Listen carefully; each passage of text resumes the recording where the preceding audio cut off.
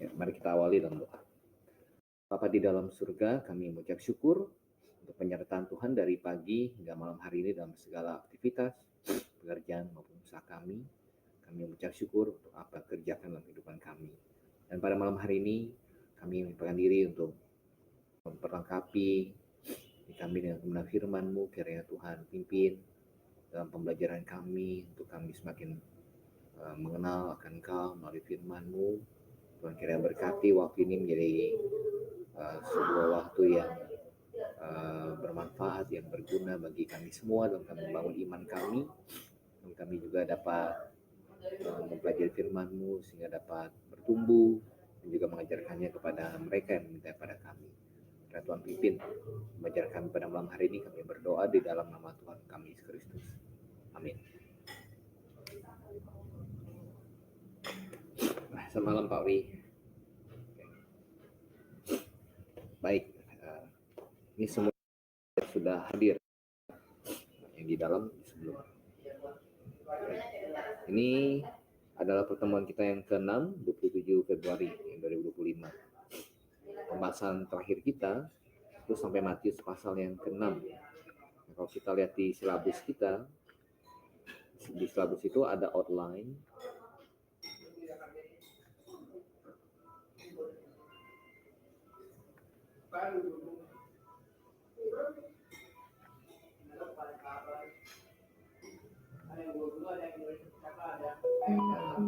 Kita sedang masuk di khotbah di bukit, yaitu prinsip-prinsip sang raja.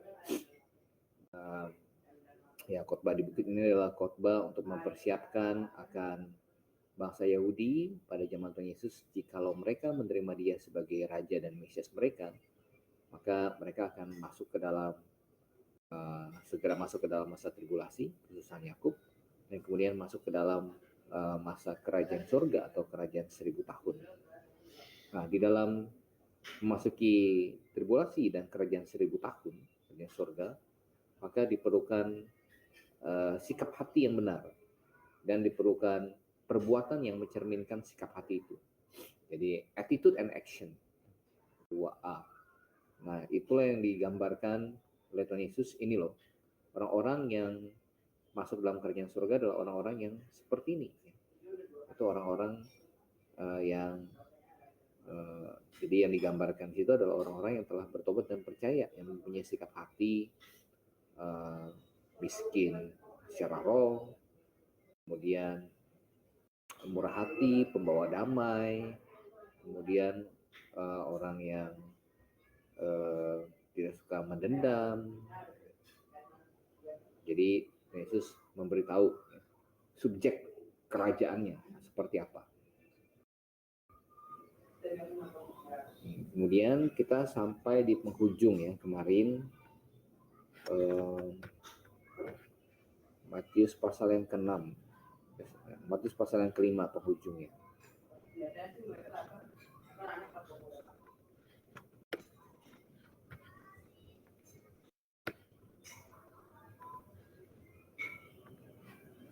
Matius pasal yang ke-5 di ujungnya.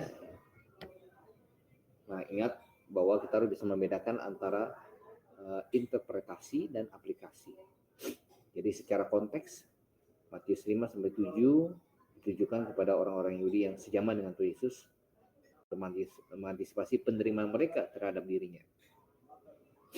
Tapi secara aplikasi, apakah ini bisa juga diaplikasikan kepada orang-orang percaya di dispensasi ini, ya di masa gereja lokal? Bisa. Kemudian kemarin kita sudah bahas ada perbedaan teks ya, di ayat 44 ini ya. Tapi aku berkata kepadamu, kasihlah musuhmu dan berdoalah bagi mereka yang menganiaya kamu. Ini ada perbedaan ya di dalam ini. Indonesia mengikuti CT-nya, dan TR-nya ada lebih panjang lagi. Oke. Nah, itu pasal yang ke-5. Nah, pada malam hari ini kita mau masuk ke pasal yang ke-6.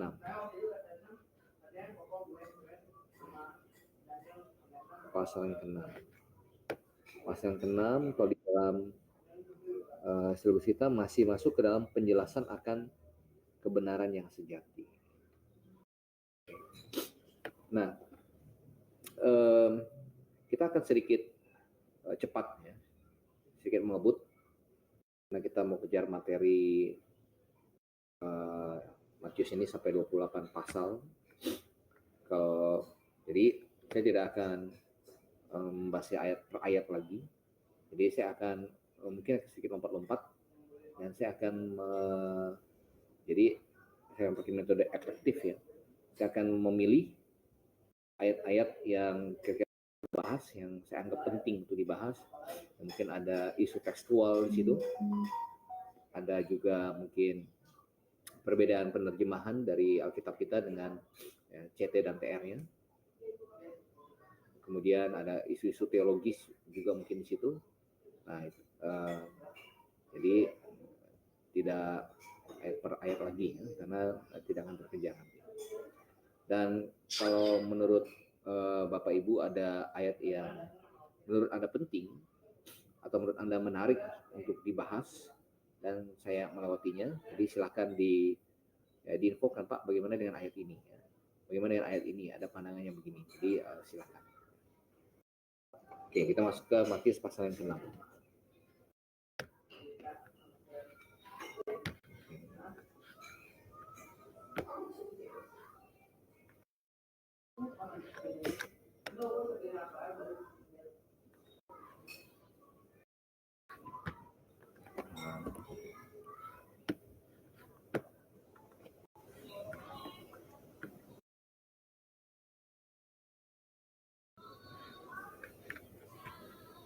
Baik, memasuki pasal yang ke-6, kita akan berurusan dengan 3 praktek yang sangat dijunjung oleh orang-orang Yahudi,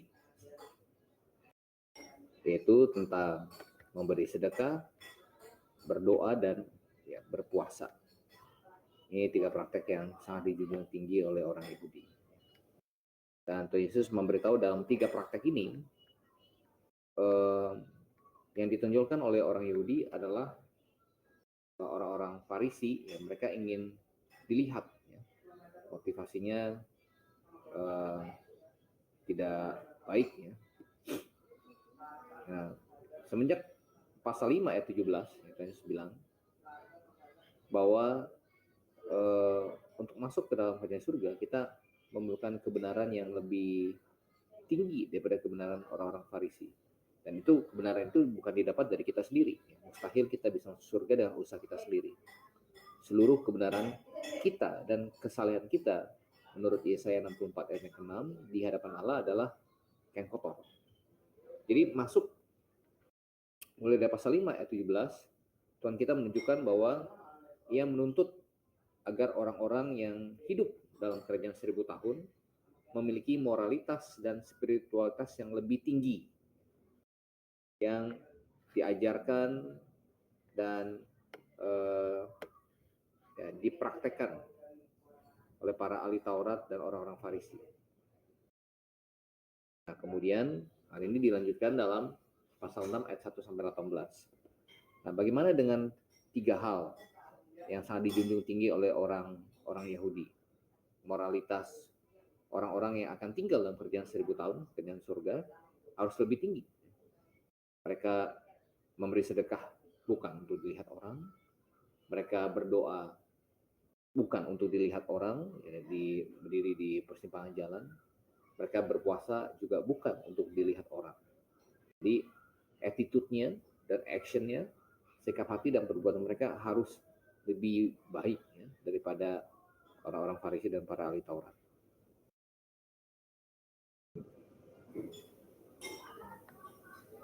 Nah, kemudian kita akan lihat di dalam pasal 6 ayat 1, ingatlah, jangan kamu melakukan kewajiban agamamu. Di Indonesia diterjemahkan dengan kewajiban agamamu. Nah, kata di balik kewajiban agama di situ adalah memberi sedekah.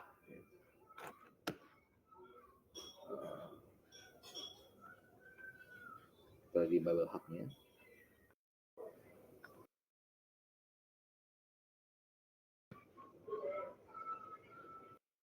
Kewajiban agama, memberi sedekah.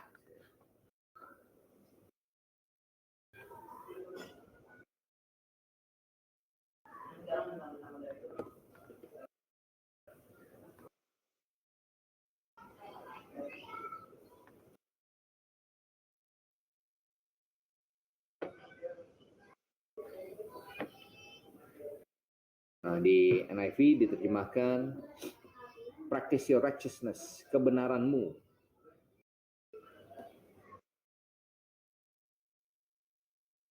Kalau King James, that you do not your alms before men, memberi sedekah di hadapan manusia.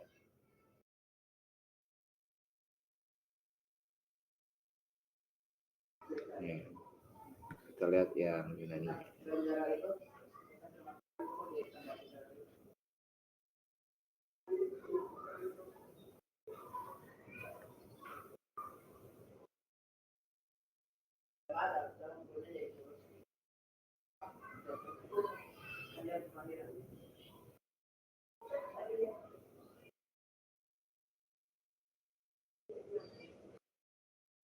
Ya, ada perbedaan. Lihat di sini antara CT dengan TR-nya.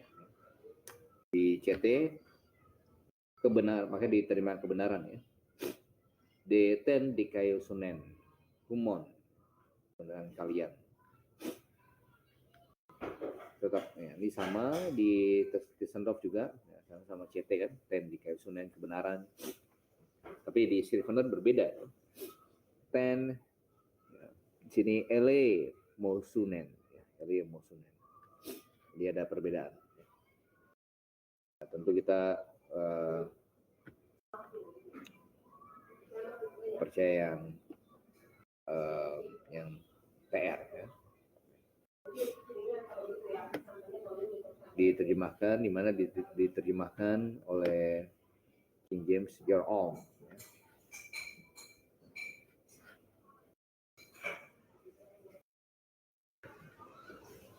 Jadi janganlah kamu melakukan atau memberikan sedekah di hadapan orang supaya dilihat mereka.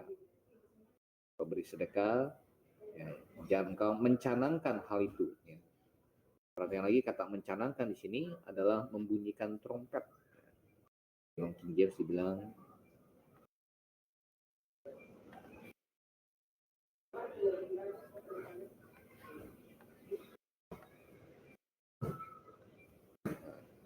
therefore when thou was thine alms, do not sound a trumpet before thee. Jadi jangan tiup trompet dulu, Pak, ya, saya mau nyumbang nih, ya.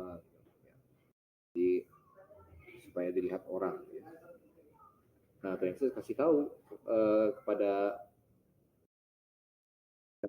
atau kandidat yang akan masuk dalam kerajaan 1000 tahun, kerajaan surga, bahwa attitude kalian dan aksi kalian, sikap hati dan perbuatan kalian harus lebih baik daripada itu, harus lebih benar. Yaitu apa? Ya. Yang memberi sedekah bukan untuk pamer. Sebenarnya bukan untuk pamer.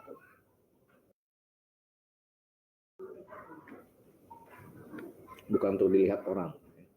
Tapi ya, supaya benar ya motivasinya.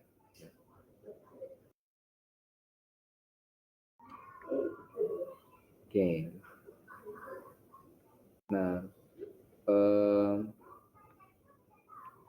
Gereja Roma Katolik ini sangat memandang tinggi ya praktek memberi sedekah kepada orang-orang yang miskin.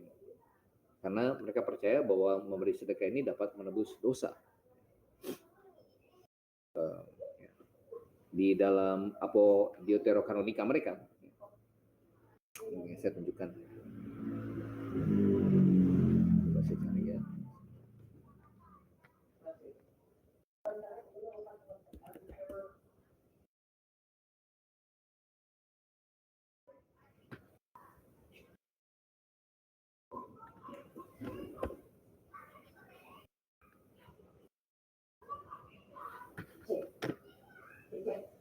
Nah, ini salah satu plusnya online ini, tinggal saya search di Google Deuterokanonikanya, kemudian saya tunjukkan kepada Anda ya.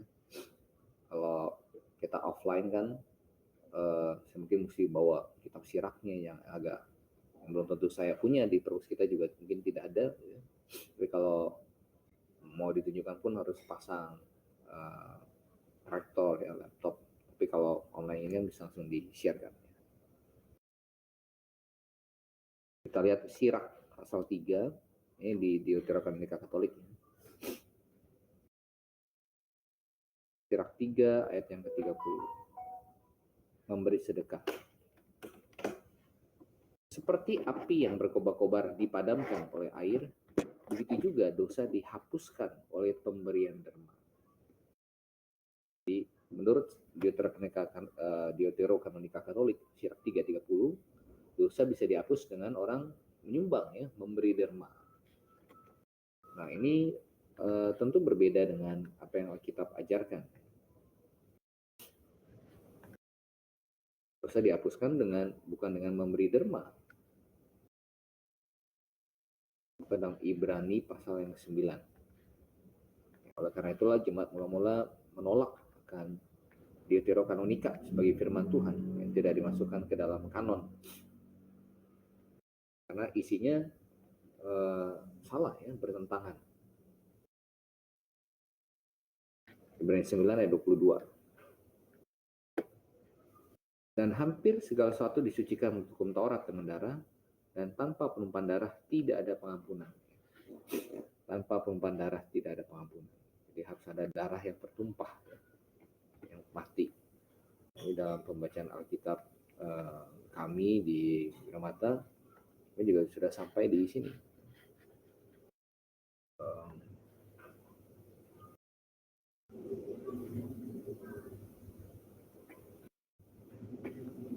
Imamat 17 ayat 11. Karena nyawa makhluk ada di dalam darahnya, dan aku telah memberikan darah itu kepadamu di atas mezbah untuk mengadakan pendamaian bagi nyawamu. Karena darah mengadakan pendamaian dengan perantara nyawa. Darah mengadakan pendamaian antara kita dengan Allah Bapa, diperdamaikan melalui darah dengan perantaraan nyawa. Di mana darah domba, lembu, burung tekukur, merpati, semuanya menggambarkan darah daripada Yesus Kristus.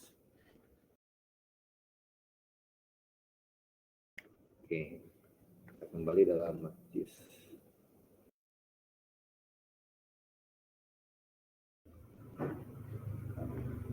6. Ini soal memberi sedekah. Jadi dalam hal memberi sedekah, sikap hati orang-orang yang akan masuk atau tinggal lamanya 1000 tahun dan juga perbuatan mereka harus lebih benar, ya, ketimbang orang-orang Farisi yang memberi sedekah dengan meniupkan trompet terlebih dahulu supaya dilihat orang, ya, pamer. Kemudian kita lihat praktek kedua yang sangat dijunjung tinggi, Yesus singgung, adalah hal berdoa. Sama. Apabila kamu berdoa, jangan kamu berdoa seperti orang munafik. Mereka mengucapkan doanya dengan berdiri dalam rumah-rumah ibadat dan pada tikungan-tikungan jalan raya supaya mereka dilihat orang. Jadi dalam hal berdoa, ya, attitude dan action kalian juga harus lebih benar daripada orang-orang Farisi sebagai kandidat orang-orang yang akan tinggal dalam kerajaan surga. Seperti apa? Saya tahu, jika kalian berdoa, masuk dalam kamar, tutup pintu, berdoa, maka Bapa yang tersembunyi akan membalasnya kepadamu. Jadi masuk kamar, ya, tutup pintu, berdoa. Tuhan bisa dengar doa kita kapan saja, di mana saja. Jadi tidak perlu pergi ke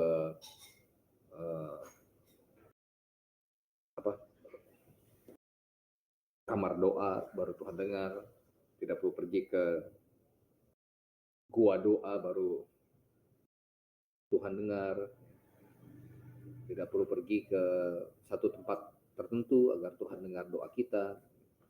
Tidak pernah pergi ke tempat retret yang ada gua-gua kecil, gua-gua kecil di mana situ orang berdoa, ya. Di kamar saja, ya, bisa berdoa, ya. Yesus bahkan bilang, pergi ke kamarmu, kemudian tutup pintu, dan berdoa kepada Bapa yang ada di tempat tersembunyi. Bapamu yang melihat yang tersembunyi akan membalasnya kepadamu. Sekarang kita telah masuk ke dalam ibadah secara hakikat dalam Yohanes pasal 3 ayat 23 sampai 3.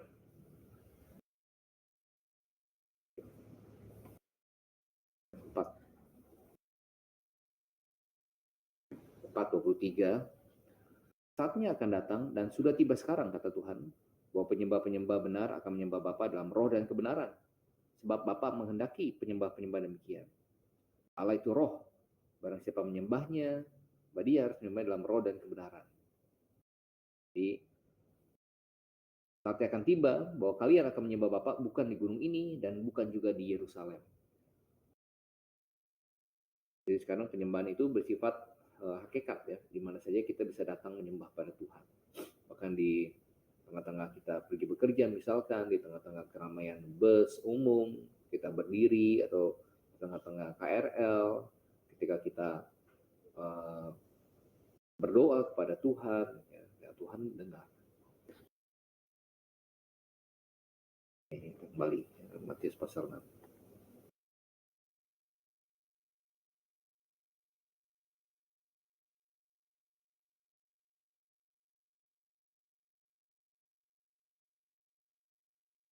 Kemudian dia lanjutkan, lagi pula dalam doamu itu janganlah kamu bertele-tele seperti kebiasaan orang yang tidak mengenal Allah. Nah, bertele-tele ini menarik.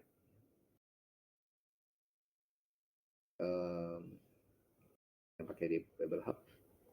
Di ayat berapa? 7 ya.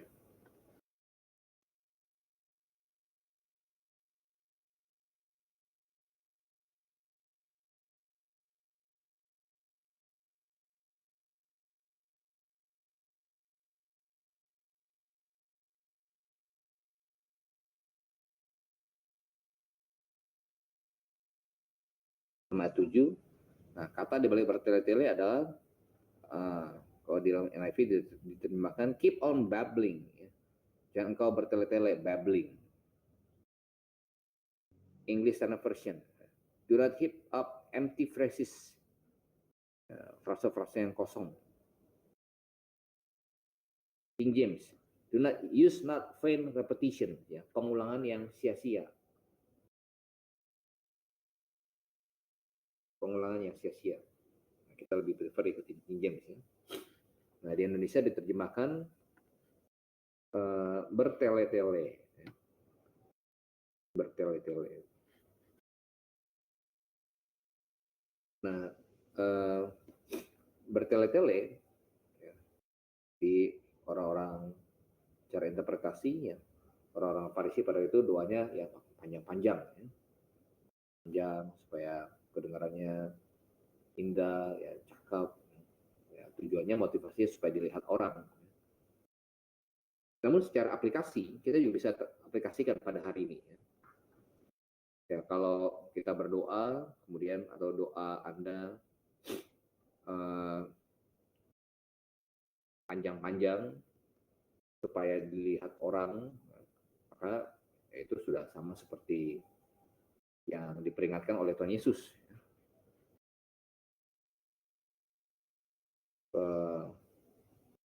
Dan juga aplikasi lainnya kita juga bisa terapkan, janganlah kamu menggunakan vain repetition, pengulangan yang sia-sia. Pengulangan sia-sia ini juga kita bisa temukan ya, kalau kita tarik aplikasi secara luas ya. Di dalam keyakinan-keyakinan lain kita juga menemukan ada banyak doa yang berupa pengulangan.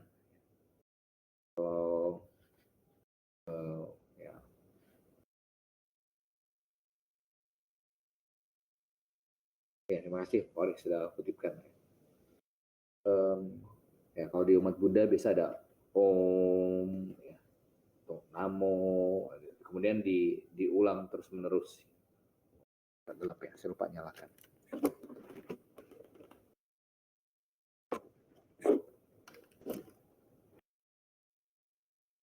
Om, ya, Namo, gitu.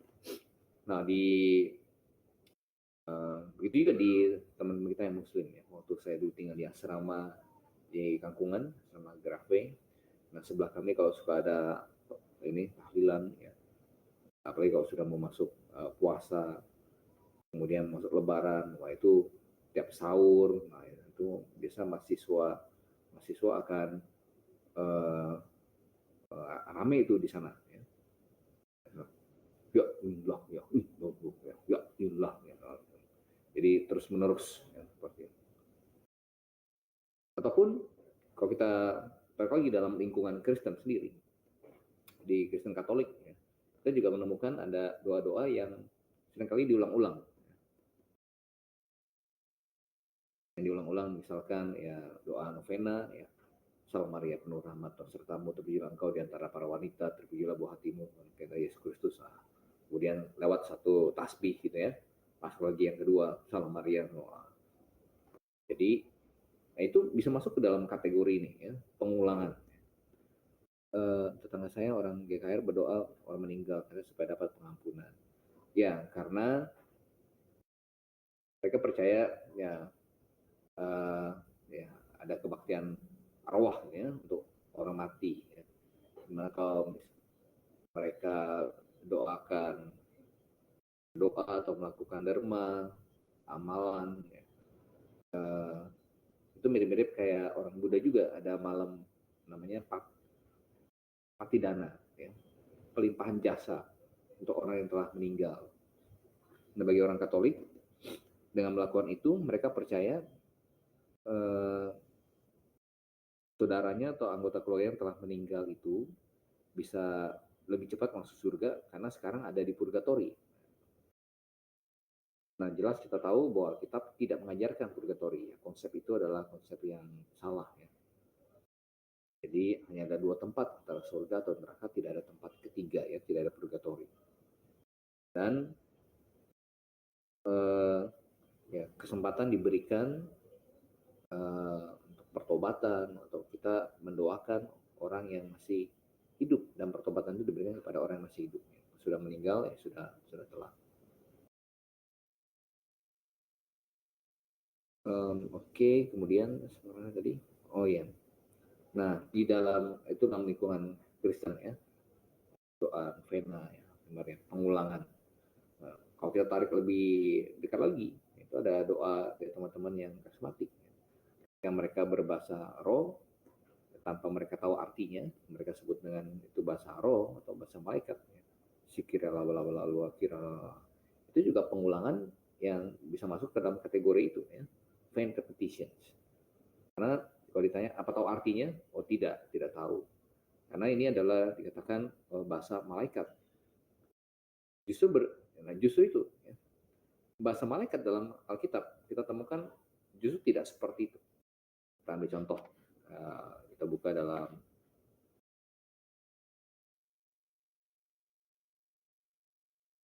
Wahyu pasal 14. Namanya bahasa lidah.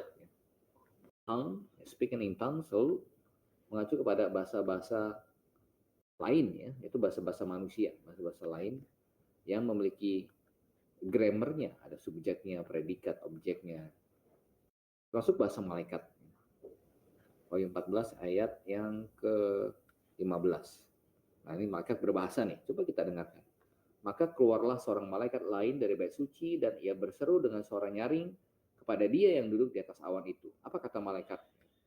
Apakah malaikat bilang enggak kan? Malaikat bilang ayunkanlah sabitmu itu dan tuailah karena sudah tiba saatnya untuk menuai. Sebab tuai di bumi sudah masak.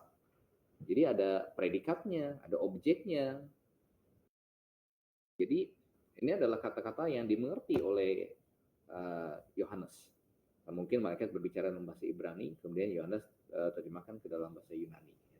Dan kita lihat semua penampakan Kristofani atau malaikat dalam perjanjian lama semuanya bisa dimengerti oleh manusia. Mereka tidak memakai bahasa yang asing ya, atau mereka tidak sedang bergumam. Jadi mereka menggunakan bahasa yang memiliki tata bahasanya, grammarnya.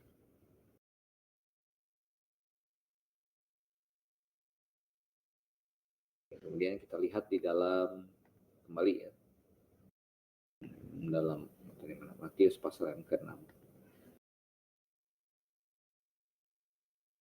Itu soal berdoa. Kemudian jadi janganlah kamu seperti mereka, karena Bapamu mengetahui apa yang kamu perlukan sebelum kamu minta kepadanya. Jadi kalau gitu untuk apa kita berdoa kalau Allah sudah tahu sebelum kita minta kepadanya.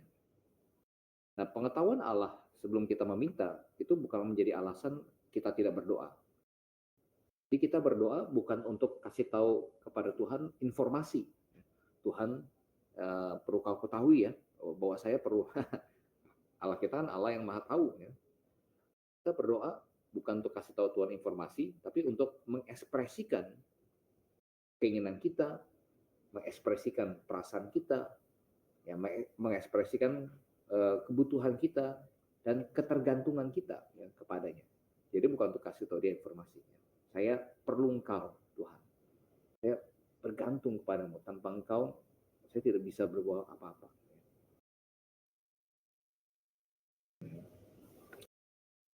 Nah, kemudian, jadi yang Tuhan tidak ingin para kandidat penduduk dalam kerajaan 1000 tahun ini miliki adalah sikap hati yang ingin dilihat, yang tercerminkan dengan mereka kalau doanya panjang-panjang, ya bukan. Nah, perhatikan Tuhan Yesus tidak melarang kita untuk terus-menerus berdoa. Jadi ada perbedaan antara banyak berdoa dengan berdoa ya dengan kata-kata yang banyak ya supaya dilihat orang. Itu ada perbedaan. Dan bahkan kalau kita ambil contoh dalam Injil, Tuhan Yesus memberikan contoh pada kita.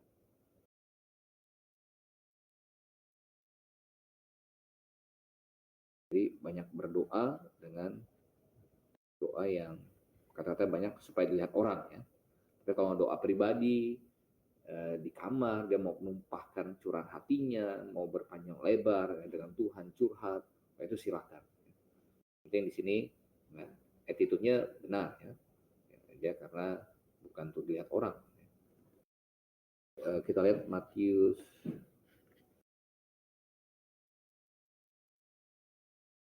26 ayat yang ke-44. Ia membiarkan mereka di situ lalu pergi dan berdoa untuk ketiga kalinya. Jadi Yesus banyak berdoa. Nah, kita juga harus berdoa dan mengucapkan doa yang itu juga. Mengucapkan doa yang itu juga. Jadi tidak masalah juga kalau doanya terkadang kalau kami doa keluarga itu istri saya atau anak-anak mungkin sampai hafal. Jadi doanya gitu terus pasti habis ini doanya begini. Ya kadang saya variasikan sih. Ya. Tapi kebanyakan ya poin-poinnya itu. Ya. Kemudian saya bilang, loh kenapa? Tuhan Yesus juga melakukan seperti itu. Tuhan Yesus dia berdoa untuk yang ketiga kalinya dan mengucapkan doa yang itu juga. Doa yang itu juga. Jadi ya ada perbedaan antara banyak berdoa dengan menggunakan kata-kata yang banyak supaya dilihat oleh orang. Oke, Pak Ori memberikan ayat. Ini tentang kutipan dari Deuteronomika ya.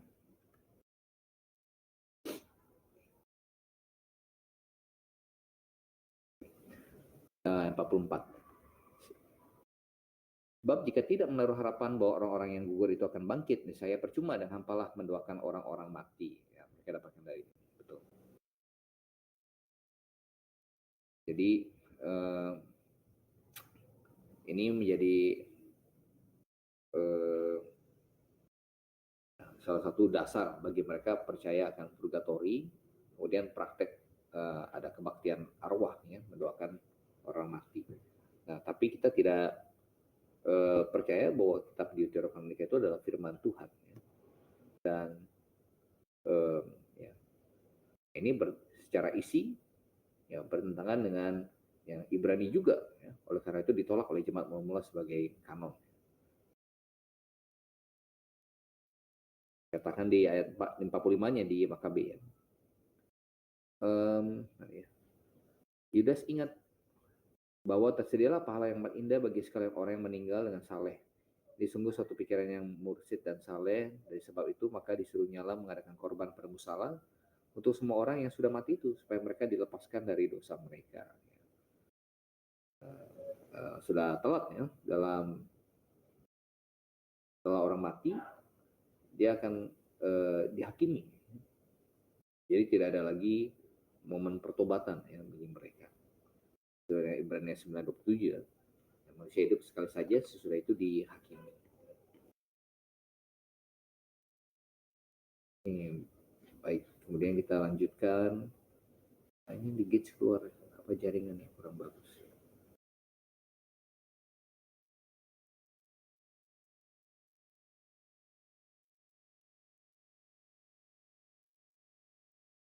Oke, kembali dalam Matius pasal 6.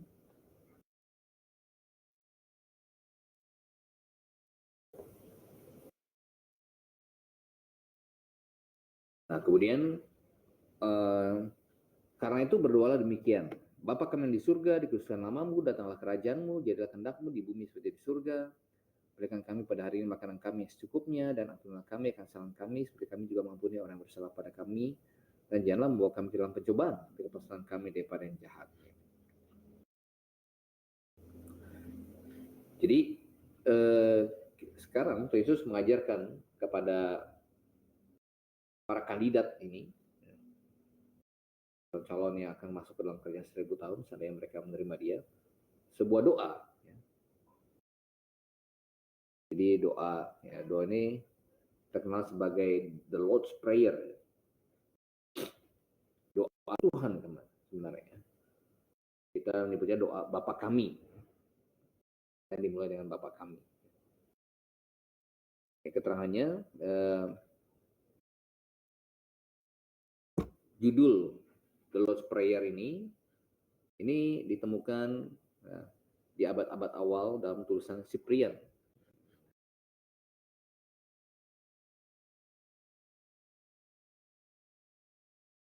Ya, nanti kita akan sampai ke situ, berbahaya 13-nya. Saya perlu mulai.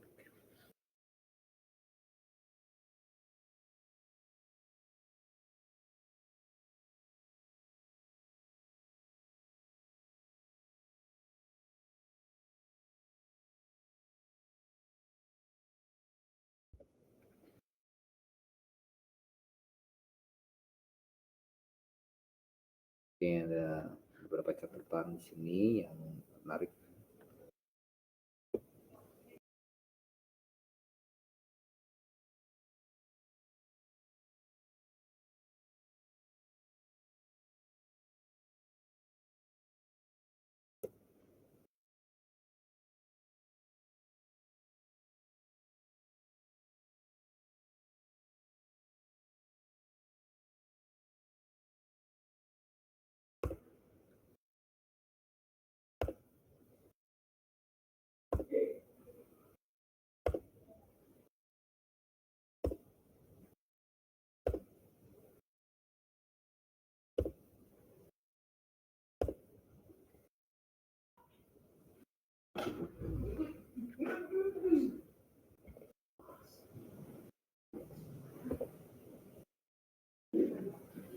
Judul umum untuk perikop ini adalah Lord's Prayer, doa Tuhan. Telah digunakan di antara orang Kristen di abad-abad awal, ditemukan dalam tulisan Cyprian kurang lebih 250 AD. Di abad keempat, tercatat bahwa hanya orang-orang yang telah dibaptis yang boleh mengucapkan doa ini. Beberapa orang berpandangan bahwa orang-orang yang belum dibaptis, bukan orang-orang yang belum dibaptis, tapi lebih tepat adalah orang yang belum diselamatkan. Ini saya tambahkan komentar. Tidak dapat berkata dengan pantas kepada Tuhan Bapa kami. Jadi, karena mereka anggap baptisan yang meregenerasikan orang ya, pada waktu itu dalam sejarah gereja ada satu konsep yang merasuk ke banyak gereja, tidak semua gereja tapi ke banyak gereja, bahwa baptisan meregenerasikan orang, membuat orang lahir baru sehingga jadi anak Tuhan. Padahal bukan baptisan yang membuat orang berdosa jadi anak Tuhan. Yang membuat orang berdosa jadi anak Tuhan adalah pertobatan dan imannya sesuai dengan Yohanes 1:12. Itu yang membuat orang berdosa jadi seorang anak Tuhan. Tetapi semua orang yang menerimanya, bukan dibaptis ya, menerimanya, diberinya kuasa supaya menjadi anak-anak Allah. siapa? Yaitu mereka yang dibaptis, bukan, tapi dikatakan yang percaya dalam namanya. Oke, ini sedikit pengantar untuk doa kami.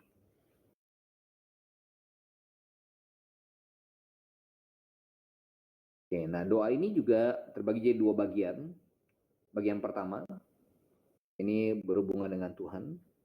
Bagian kedua, ini berhubungan dengan manusia, dengan kita.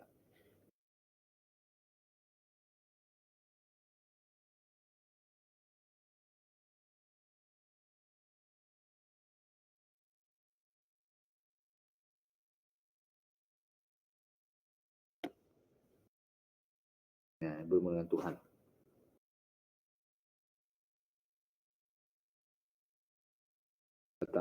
Dikuduslah namamu, datanglah kerajaanmu, jadilah kehendakmu di bumi seperti di surga.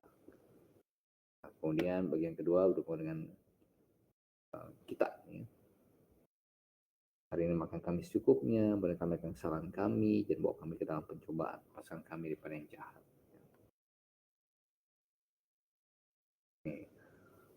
Nah, di Lukas juga diulangi di sini. Lukas pasal 11 ayat 20-4. Ini perikop paralelnya. Lukas 11 ayat 2-4. Apabila kamu berdoa, katakanlah Bapa dikuduskan namamu dalam kerajaanmu. Terusnya. Kembali dalam Matius.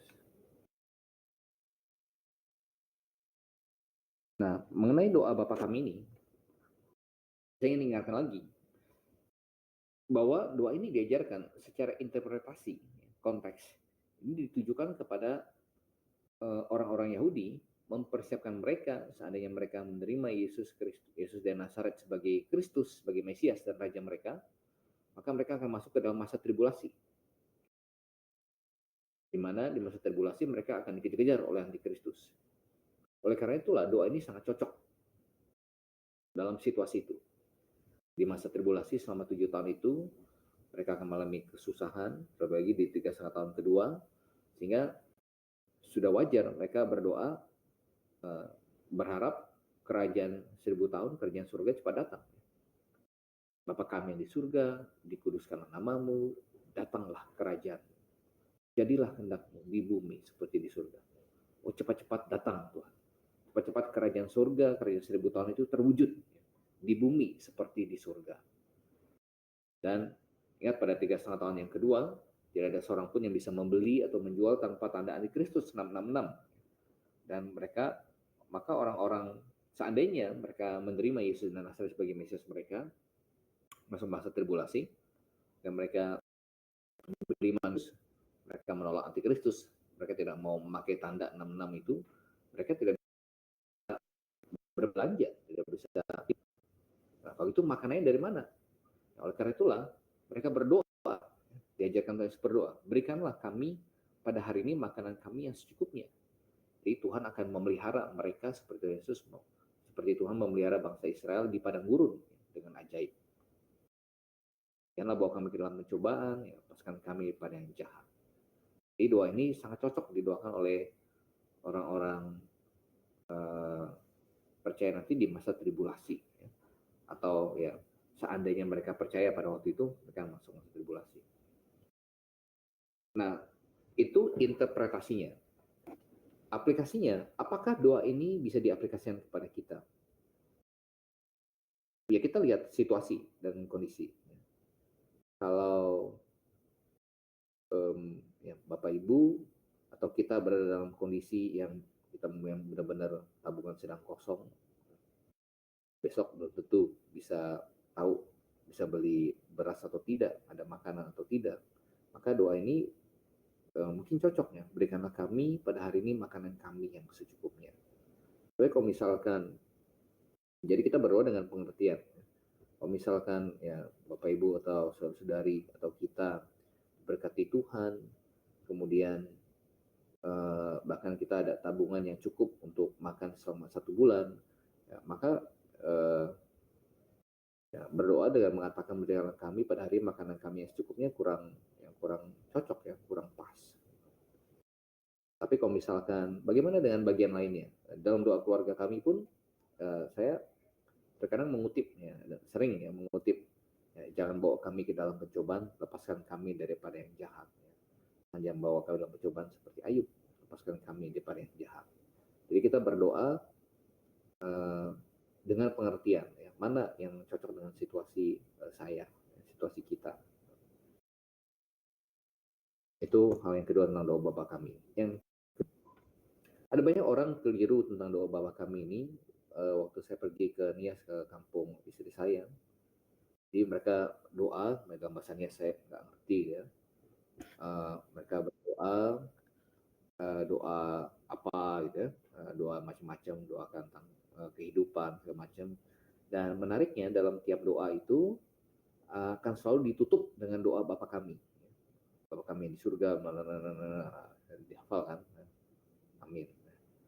Jadi ada gereja atau orang-orang Kristen yang percaya kalau mereka sudah doa macam-macam, tapi tidak ditutup dengan doa Bapa kami, maka doa yang lainnya itu tidak terdengar, tidak didengar oleh Tuhan. Jadi doa Bapa kami seperti jimatnya lah. Nah ini juga adalah pemikiran yang keliru. Jadi itu tidak benar. Ya. Doa kita semuanya didengar oleh Tuhan. Dan secara konteks doa ini sedang ditujukan kepada orang-orang Yahudi yang kandidat yang akan menerima Yesus dan Nazaret pada waktu itu.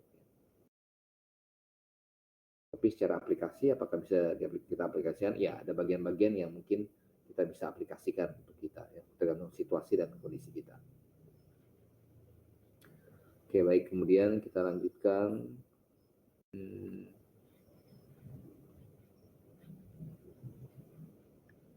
Ya, ada tanda kurung di dalam ayat yang 13 ya.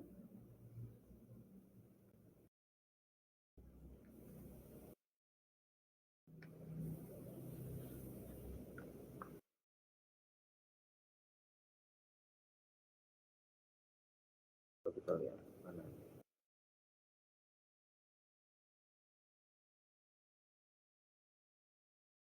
Kita lihat di paralelnya.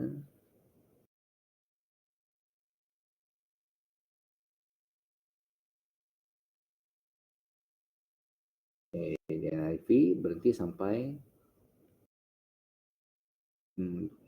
ya. Deliver us from the evil one. Ya.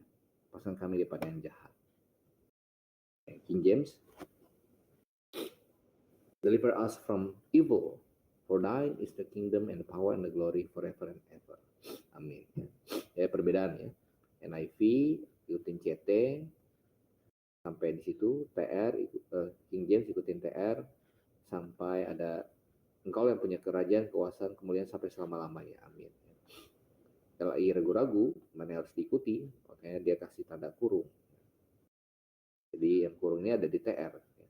Kitanya berhenti sampai di si jahat. Kita cek lagi. Kita lihat paralel Greek-nya ya.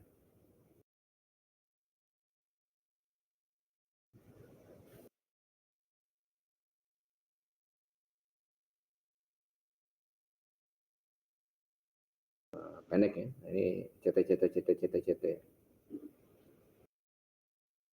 CT ini TR. Stevener dan Stefanus. Nah, panjang. Oke. Jadi ada bedanya di situ. Kenapa dikurung Pak Purba? Karena di CT tidak ada, di TR ada.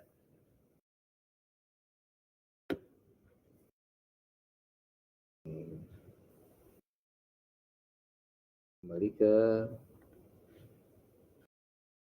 16. Karena jika kamu mengampuni kesalahan orang, Bapamu di surga akan mengampuni kamu juga.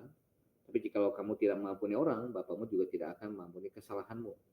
Nah, ingat, ini ditujukan kepada orang-orang kandidat, orang-orang yang percaya pada Yesus. Ya, orang telah bertobat dan percaya. Dan orang yang telah bertobat dan percaya harus memiliki attitude uh, mudah mengampuni. Ya kalau dia menyesal ya. Jadi pengampunan yang kita ajarkan adalah conditional, ya, bersyarat. Jadi kita percaya kepada unconditional love, kasih yang tidak bersyarat, tetapi conditional forgiveness, pengampunan yang bersyarat. Kalau orang yang tidak menyesal, maka janji pengampunan tidak bisa diberikan. Sama dengan hubungan kita dengan Allah. Kalau orang itu tidak menyesal, tidak bertobat, tidak mengakui diri orang berdosa, ya Tuhan tidak ampuni dia. Tapi kalau orang itu menyesal, bertobat, baru Tuhan ampuni dia ya dosanya. Jadi bagi orang percaya, kita harus punya attitude dan action yang mudah mengampuni orang kalau orang itu menyesal dan bertobat. Kalau dia sudah menyesal, dia sudah minta maaf, tapi kita tidak ampuni, maka yang berdosa, yang salah adalah kita. Kayak Tuhan bilang, kalau kamu tidak ampuni orang, maka Bapamu juga tidak akan ampuni kesalahanmu. Kalau kamu berdosa, jatuh dalam dosa kepada saya akan disiplinkan kamu. Tuhan akan disiplinkan sementara setiap anak Tuhan yang jatuh dalam dosa. Nah, supaya pendisiplinan sementara itu hilang, mungkin Tuhan kasih penyakit lah, Tuhan hajar, kasih kesusahan. Nah, supaya pendisiplinan sementara itu hilang, maka anak Tuhan ini dia harus mengakui dosanya. Ya, Bapak saya sudah jatuh dalam dosa, bukan saya. Nah, dia tetap masuk surga, tapi di dunia ini Tuhan akan disiplinkan dia. Nah, kalau dia tidak ampuni orang, maka pendisiplinan itu akan jalan terus. Kamu sekarang minta maaf ke saya, tetapi minta saya ampuni. Nah, saudara kamu minta maaf ke kamu nggak ampuni. Maka saya juga tidak akan ampuni kamu. Pendisiplinan jalan terus. Sampai kita ampuni saudara kita yang telah minta maaf terlebih dahulu kepada kita. Nah, kita ampuni, baru kemudian kamu sudah ampuni dia, sekarang kamu minta maaf pada saya akan ampuni kamu. Nah, pendisiplinan sementara itu selesai. Itu maksudnya.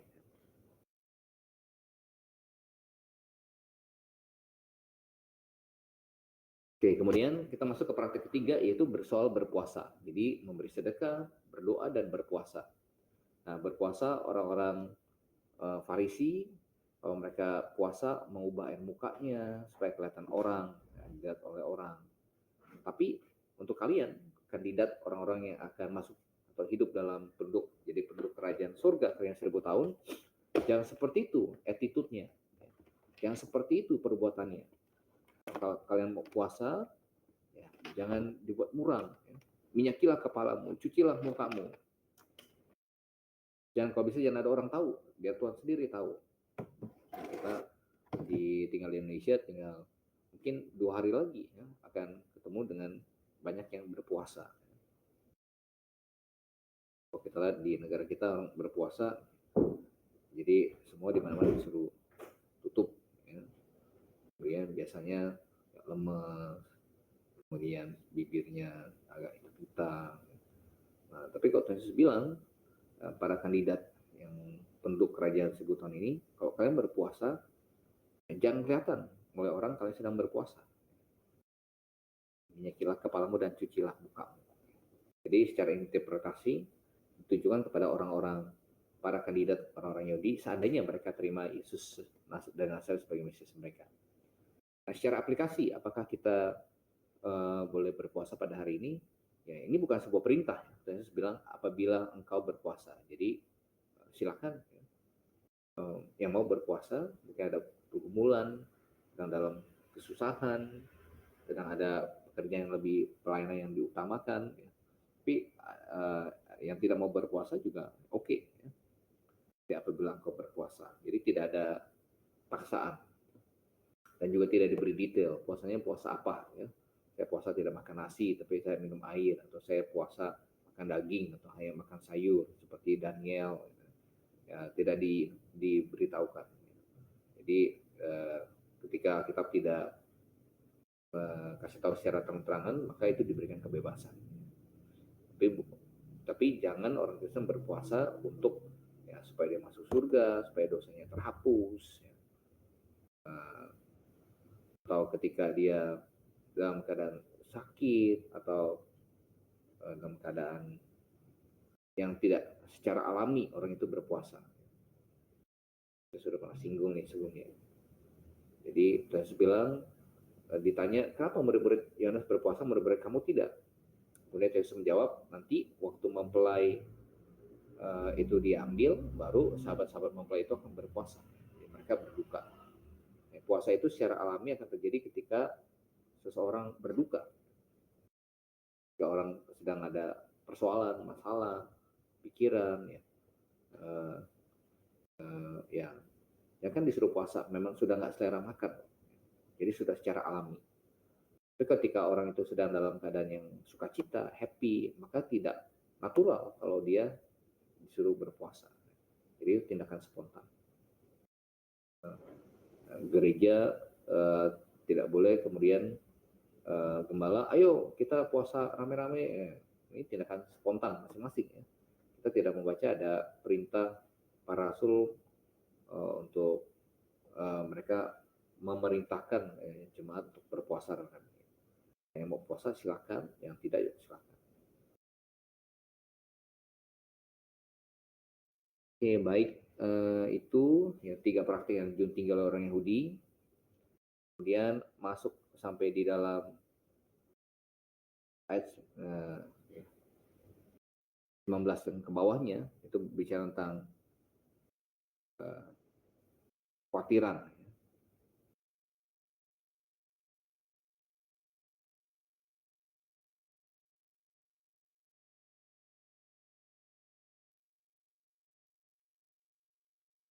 19 sampai 34.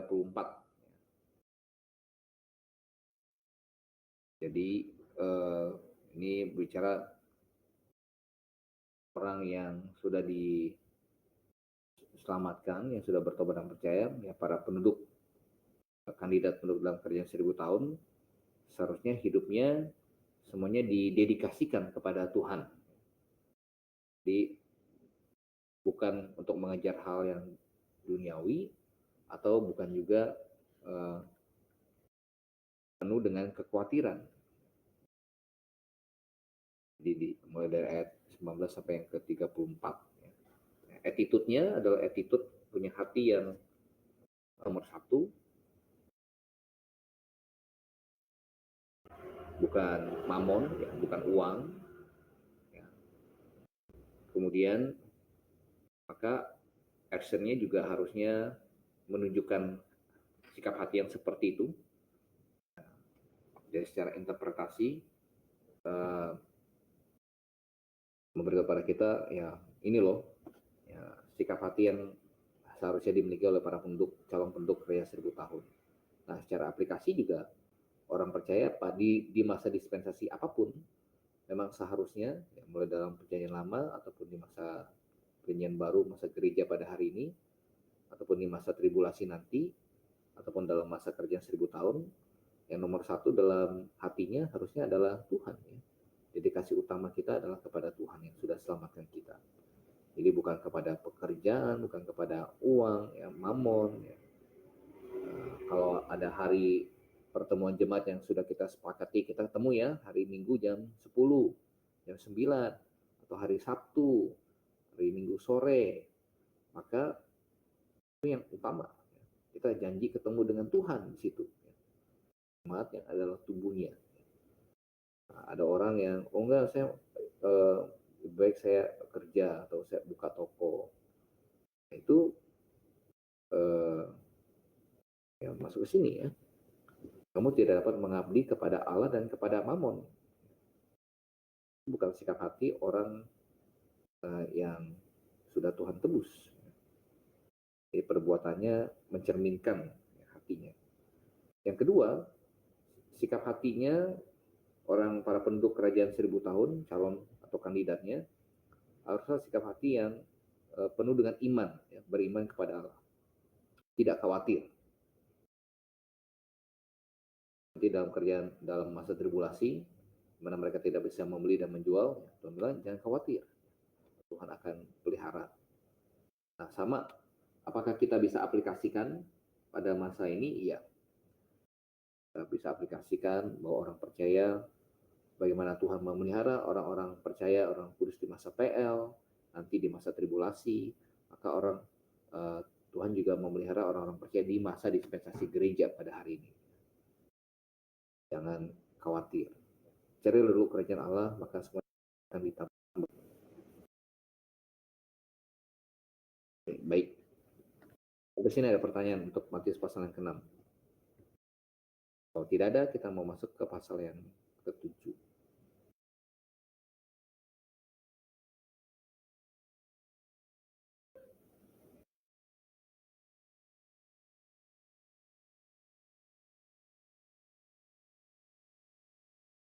Oke, masih dalam poin yang ketiga ya, penjelasan akan kebenaran yang sejati. Oke, masuk pasal 7 sekarang.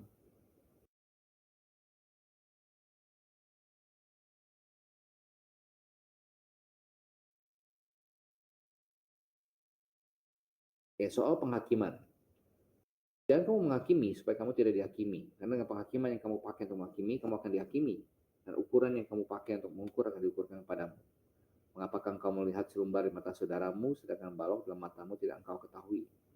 Bagaimanakah engkau dapat berkata pada saudaramu, biarlah aku mengeluarkan selumbar itu daripada matamu, padahal ada balok dalam matamu?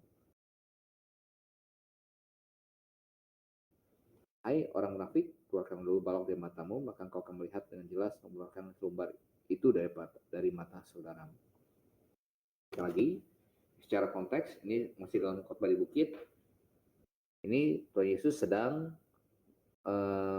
memberitahu kepada orang-orang Yahudi di zamannya pada waktu itu bahwa ini adalah attitude yang harus dimiliki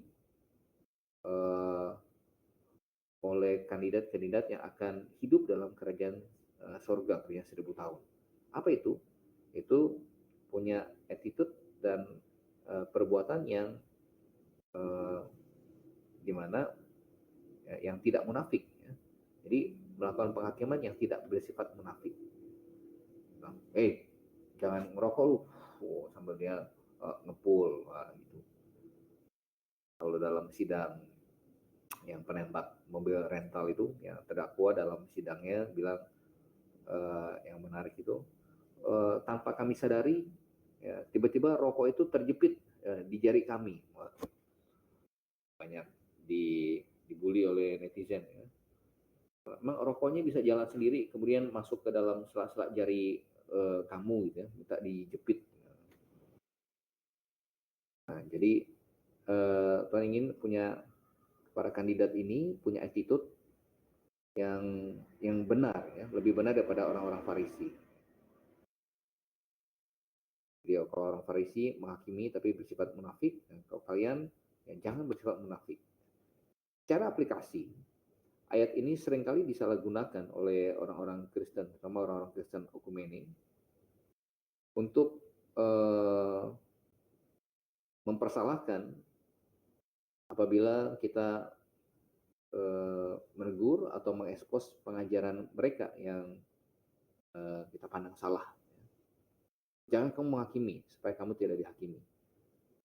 Namun secara aplikasi kita lihat bahwa perikop ini justru mengajarkan penghakiman. Justru mengajarkan penghakiman.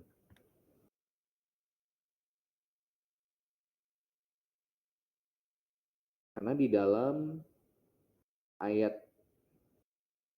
yang kelima, keluarkanlah dahulu balok dari matamu, maka engkau akan melihat dengan jelas untuk mengeluarkan selumbar itu dari mata saudaramu. Jadi tidak dilarang untuk mengeluarkan selumbar dari mata saudaramu. Tetapi keluarkan dulu balok dari matamu, ya. Jangan bersifat munafik.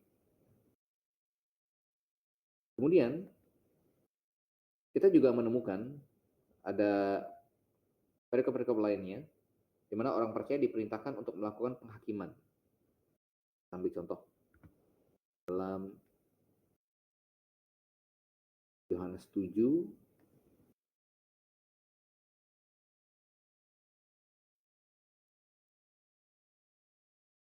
ayat yang ke-24.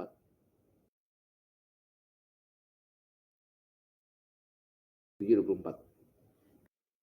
Janganlah menghakimi menurut apa yang nampak, tapi hakimilah dengan adil. Di sini Tuhan memintakan kita untuk menghakimi dengan adil. Dengan adil. Dan kita lihat lagi Lukas pasal 7.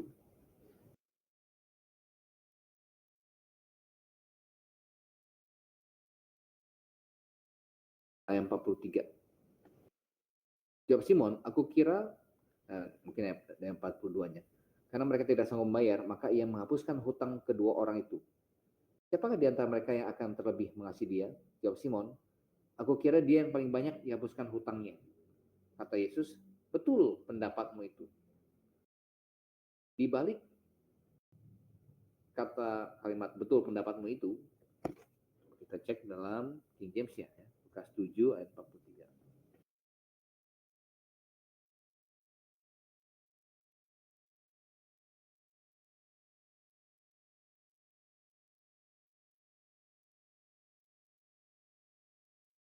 Simon answered and said, I suppose that he to whom he forgave most. And he said unto him, dan Yesus berkata padanya, apa? Thou hast rightly judged. Engkau telah menghakimi dengan benar, Simon. Jadi Simon telah menghakimi dengan benar. Yesus tidak melarang seseorang membuat penghakiman, penilaian, itu sebenarnya sama, ya. Menilai seseorang, menghakimi seseorang. Kemudian kita lihat lagi Lukas 12.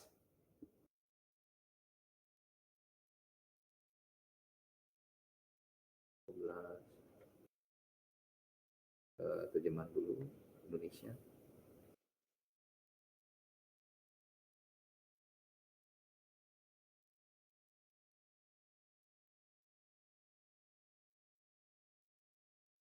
Lukas 12 ayat ke-57.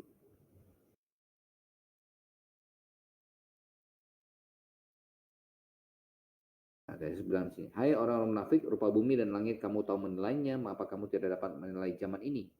Dan mengapakah engkau juga tidak memutuskan sendiri apa yang benar? Kalian coba putuskan sendiri apa yang benar. Kata dibalik putuskan sendiri apa yang benar, dalam King James-nya dibilang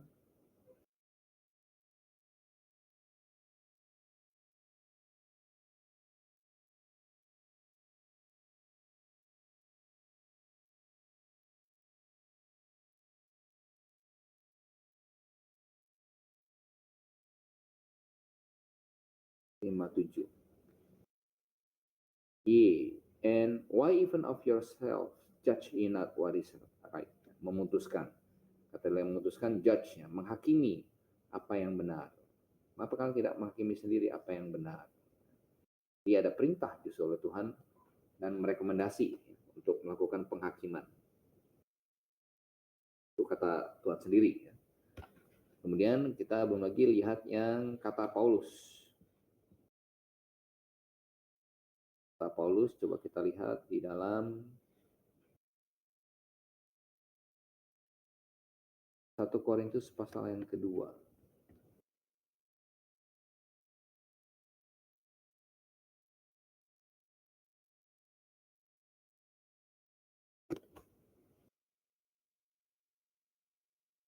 Pasal 2 ayat 15.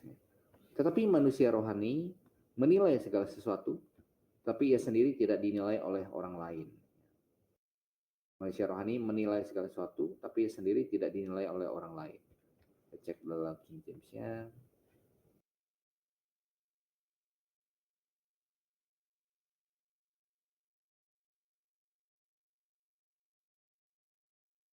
But he that is spiritual, rohani, judge all things, ya, menghakimi segala sesuatunya. Menghakimi segala sesuatunya. Dia yang rohani menghakimi segala sesuatunya. Jadi ada perintah untuk menghakimi, ya, kata Paulus. Yang rohani menghakimi, menilai segala sesuatunya.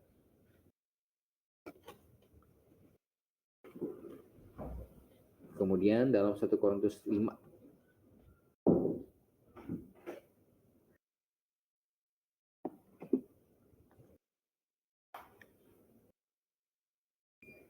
1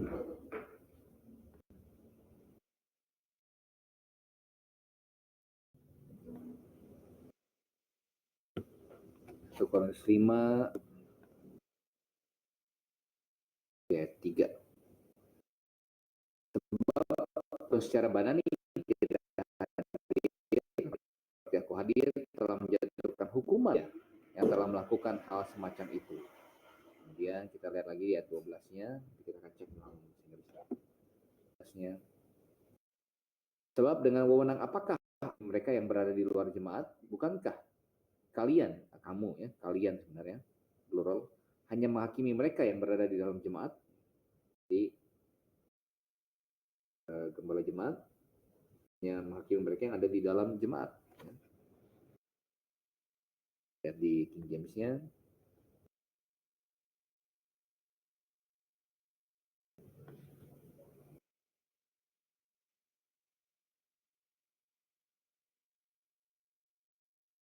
Katakan absen dalam tubuh tapi hadir dalam roh, have judged already, telah menghakimi, ya, Paulus telah menghakimi.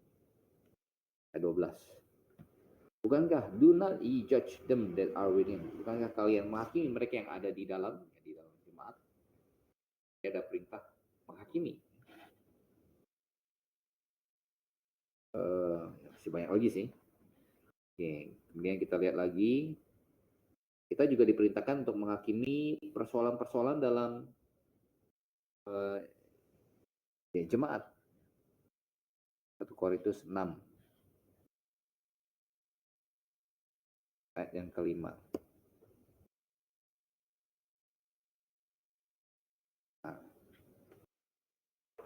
Is it so that there is not a wise man among you, no, not one that shall be able to judge between his brethren? Tidak satupun yang mampu untuk menghakimi di antara saudara-saudara seimannya, ya. So, judge, ya. Di iman barunya dibilang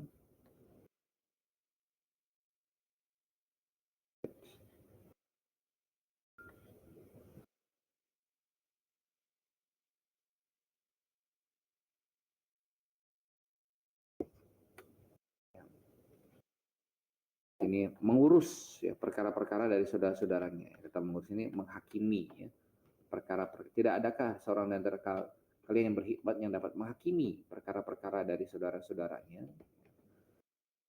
Jadi kita diperintahkan untuk menghakimi.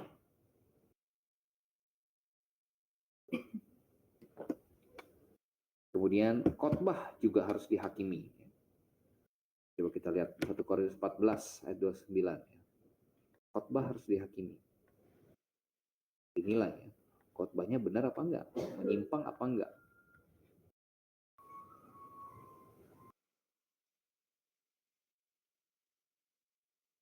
Tentang nabi-nabi, baiklah 2 atau 3 orang di antara berkata-kata dan yang lain menanggapi apa yang mereka katakan. Kita lihat cek King James-nya, 29.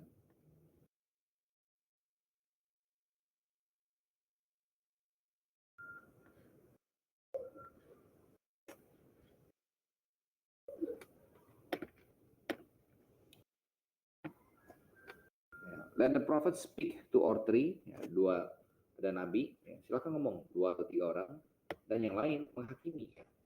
Lihat yang dia omong itu benar apa enggak. Dia menghakimi. Kita disuruh menghakimi khotbah.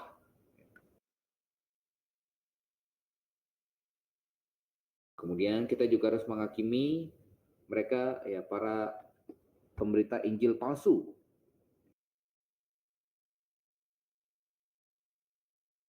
Pemberita Injil palsu, guru-guru palsu harus dihakimi, diperintahkan oleh firman Tuhan. Dalam 2 Korintus 11.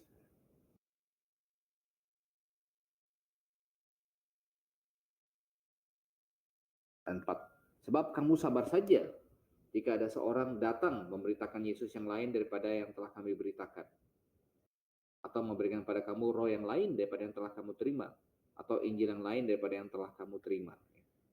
Jadi kalian sabar saja, harusnya kalian hakimi. ya.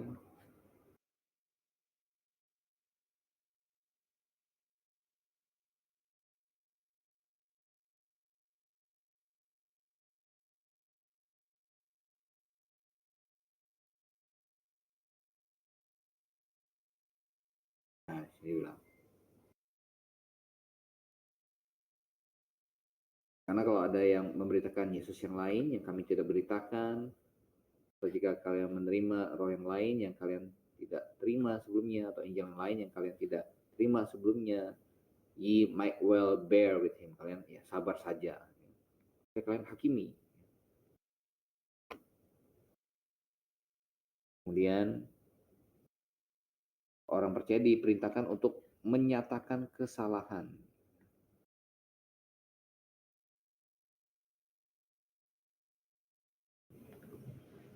Baru.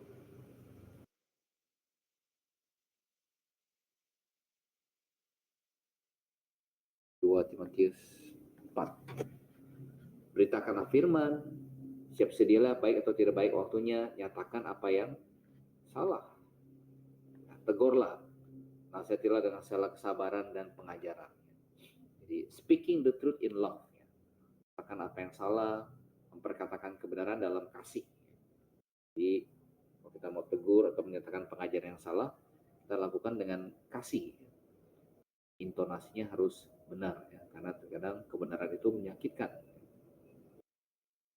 Misalkan ya akan ada perbedaan penerimaan ya. Kalau ya, seseorang misalkan ya, di atas mimbar ya dia sedang berkhotbah, dia tiba-tiba dia berkhotbah ya, baptisan bayi sesat ya, sambil gebrak mimbar. Wow. Orang-orang yang pendatang-pendatang baru mungkin yang baru belajar, yang mereka berasal dari gereja yang baptis bayi atau dulu menerima baptisan bayi, mungkin akan marah, tidak mau datang lagi. Tapi kebenaran itu bisa menyakitkan. Tapi kita bisa sampaikan dengan cara yang berbeda. Ya. Kita bisa pilih intonasi, kita bisa pilih diksinya berbeda. Baptisan bayi itu, bapak atau ibu, menurut Alkitab, tidak Alkitabiah. Ya. Sambil senyum. Jadi, mau tahu alasannya, berikut ya alasannya, begini-begini. Silakan dipertimbangkan. Akan berbeda. Ya. Jadi, nyatakanlah apa yang salah, ya, tegurlah, hasilnya dengan kesabaran dan pengajaran. Kemudian kita lihat lagi.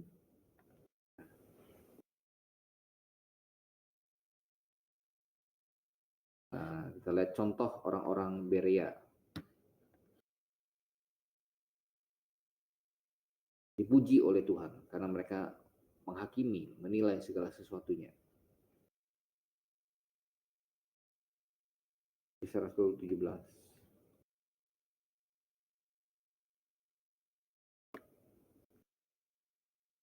Tetapi pada malam itu juga, segera saudara di situ menyuruh Paulus dan Silas berangkat ke Berea. Setibanya di situ, pergilah mereka ke rumah ibadat orang Yahudi.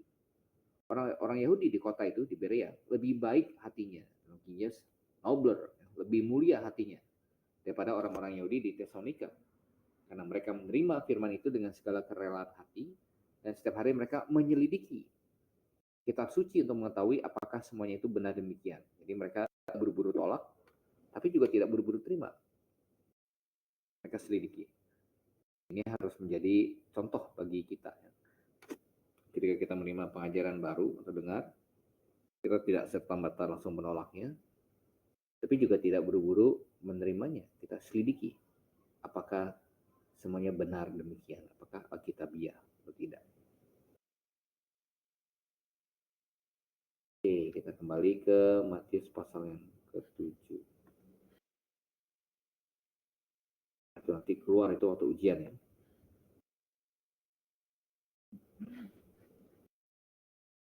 Di perikop ini, bagaimana kita mengerti perikop ini? Jangan engkau menghakimi supaya engkau tidak dihakimi. Ditujukan untuk orang yang munafik, bukan untuk orang-orang yang dengan tulus ingin mengetahui apakah suatu pengajaran atau suatu guru itu Alkitabiah atau tidak. Jadi untuk orang munafik.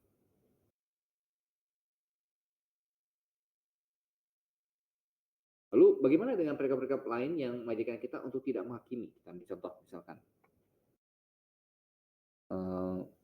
Ya, Roma pasal yang ke-14.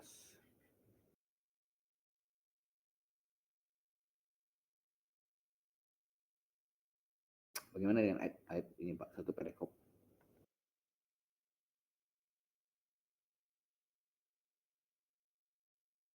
Ayat 3. Siapa yang makan, janganlah menghina orang yang tidak makan. Siapa yang tidak makan, janganlah menghakimi orang yang makan.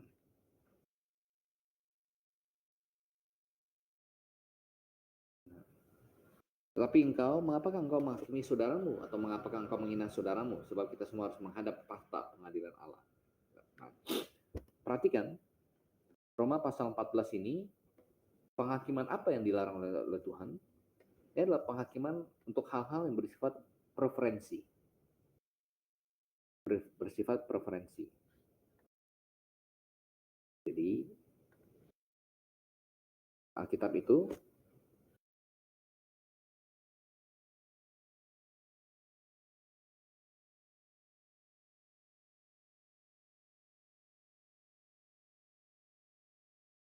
ada yang bersifat pernyataan iman, ada bersifat preferensi kita sebutnya.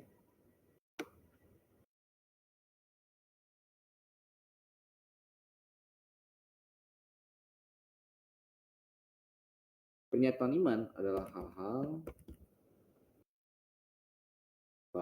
pengajaran yang dengan terang-terangan atau eksplisit diajarkan atau diperintahkan atau dilarang secara jelas dalam Alkitab. Itu pernyataan iman soal baptisan, mode baptisan, subjek baptisan, soal pengajaran tentang gereja, pengajaran tentang keselamatan, Alkitab, pernyataan iman. Nah, preferensi adalah hal-hal yang tidak bicara eksplisit atau terang-terangan diperintahkan atau dilarang dalam Alkitab. Itu masuk preferensi. Ambil contoh, yang masuk dalam preferensi misalkan jam kebaktian. Alkitab kan tidak kasih tahu ya jam kebaktian itu jam berapa. Cuma mula-mula nggak kasih tahu mereka kumpul jam berapa. Ada gereja yang mau mulai jam 9 pagi, jam 10, setengah 4, jam 2 siang, atau sore. Oke, silakan. Baptisan diperintahkan, itu pernyataan iman. Jadi kita bisa bedakan ya. Dia harus kualifikasi utamanya, lihat di situ ada air, apakah halangannya? Jawab Filipus, jikalau Tuhan percaya dengan segenap hati boleh. Kualifikasi pertamanya, persyaratan pertamanya dia harus percaya dengan segenap hati boleh, baru boleh dibaptis. Kalau dia belum bisa percaya, berarti ya belum bisa dibaptis. Kemudian modenya, sesuai namanya baptisnya, selam. Lihat situ banyak air. Nah, kemudian mengenai kita tidak kasih tahu, baptisnya harus di sungai, air yang mengalir, di laut, di kolam ikan, atau kolam renang. Nah, itu semua masuk ke preferensi. Ada gereja yang membaptisnya di laut, di sungai, di kolam renang, ada yang pakai kolam ikan, ada yang pakai bak mandi, ada yang pada waktu baptis itu pakai jubah putih, ada yang pakai pakaian biasa. Nah, itu masuk ke preferensi. Jadi di dalam Roma pasal 14 itu mengacu pada penghakiman yang bersifat preferensi. Itu soal makanan dan soal perayaan hari-hari tertentu. Itu masuk ke preferensi. Jadi kita diperintahkan untuk menghakimi.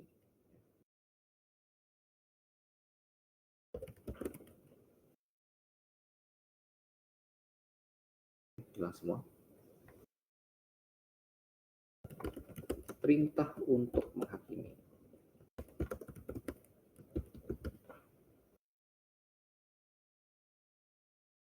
Untuk hal apa saja?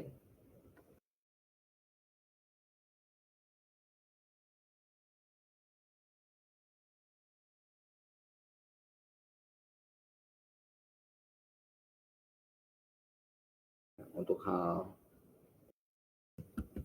doktrinal, moral, sehari-hari kita juga melakukan penghakiman sehari-hari. Mau makan apa, mau pakai baju apa. Namun kita juga memiliki batasan untuk menghakimi. Batasan dalam menghakimi.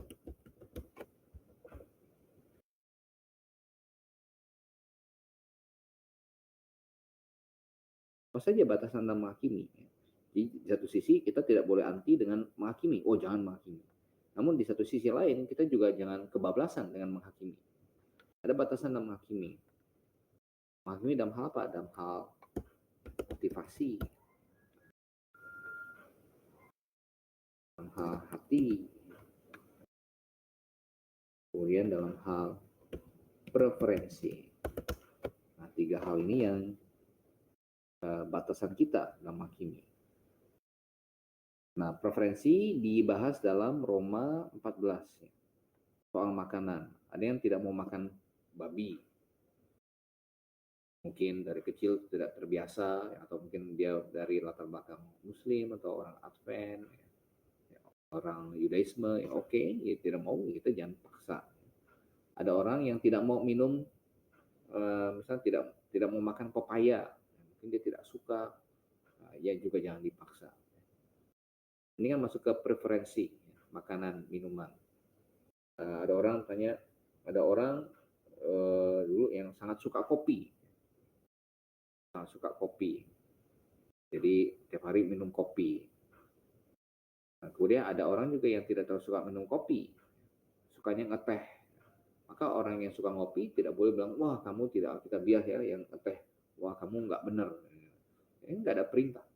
Nah, mau kopi atau teh, atau mau apa, susu, terus ke preferensi. Ada orang yang tidak mau rayakan ulang tahun. Ada orang yang mau rayakan ulang tahun soal hari. Itu masuk ke preferensi. Ada orang yang mau ambil tidak, ada orang Kristen yang tidak mau merayakan Valentine. Ada orang Kristen mau merayakan Valentine, mau ambil momennya untuk untuk kebaktian pemuda, mengajarkan tentang konsep misalkan kasih yang alkitabiah. Ya, boleh-boleh saja. Ya. Silakan. Itu masuk ke masa preferensi. Jadi di situ kita tidak boleh menghakimi. Kemudian soal kemudian kita lihat contoh kitab lain dalam Roma pasal yang kedua, itu ada perintah untuk tidak menghakimi. Itu dalam hal apa?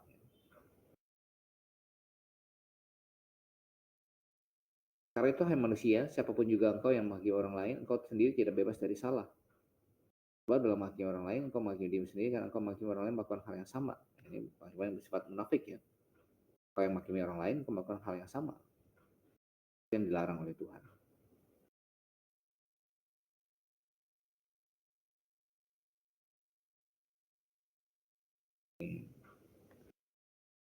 Jadi kita lihat ada perintah untuk menghakimi. Jadi kita berdiri di antara dua ekstrim.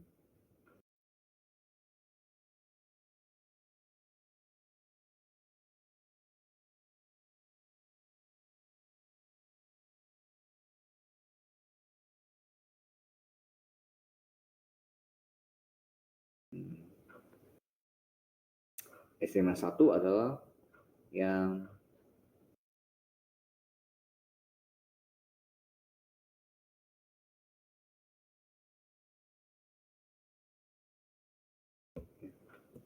over menghakimi.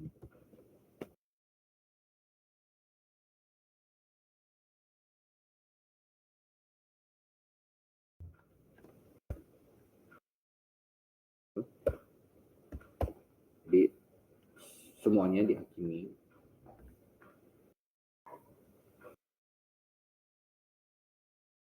Ekstrem yang kedua adalah sama sekali tidak mau menghakimi,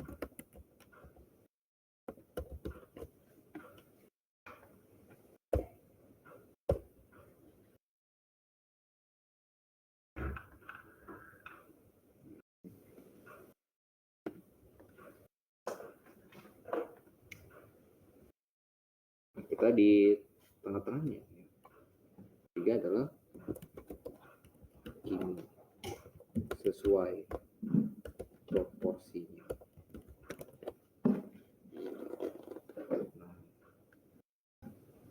Jadi jangan sampai kebablasan menghakimi, juga jangan sampai ya, tidak mau menghakimi sama sekali.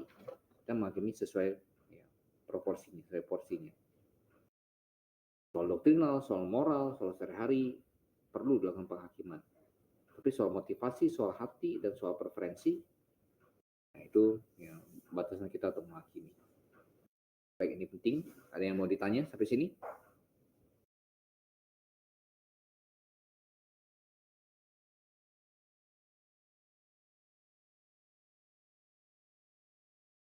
Pertanyaan, kalau tidak ada, saya lanjutkan. Kita lanjutkan dalam Matius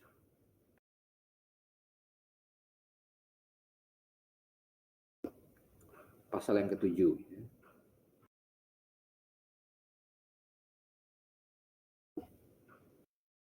Ini soal penghakiman, kemudian ada ayat yang terkenal gitu ya, di dalam ayat yang ke-13. Masuklah melalui pintu yang sesak itu, lebarlah pintu dan luaslah jalan yang menuju kepada kebinasaan, dan banyak orang yang masuk melaluinya. Karena sesaklah pintu dan sempitlah jalan menuju kepada kehidupan, dan sedikit orang yang mendapatinya. Ya, sempit ya, jalannya hanya melalui Yesus. Kemudian ayat 15, waspadalah terhadap nabi-nabi palsu yang datang kepadamu dengan menyamar seperti domba, tapi sesungguhnya mereka adalah serigala yang buas. Dari buahnya lah kamu akan mengenal mereka. Ayat ini seringkali dijadikan, nah bukan, kita tahu itu nabi palsu atau bukan tuh kita lihat dari buahnya, lihat saja hidupnya.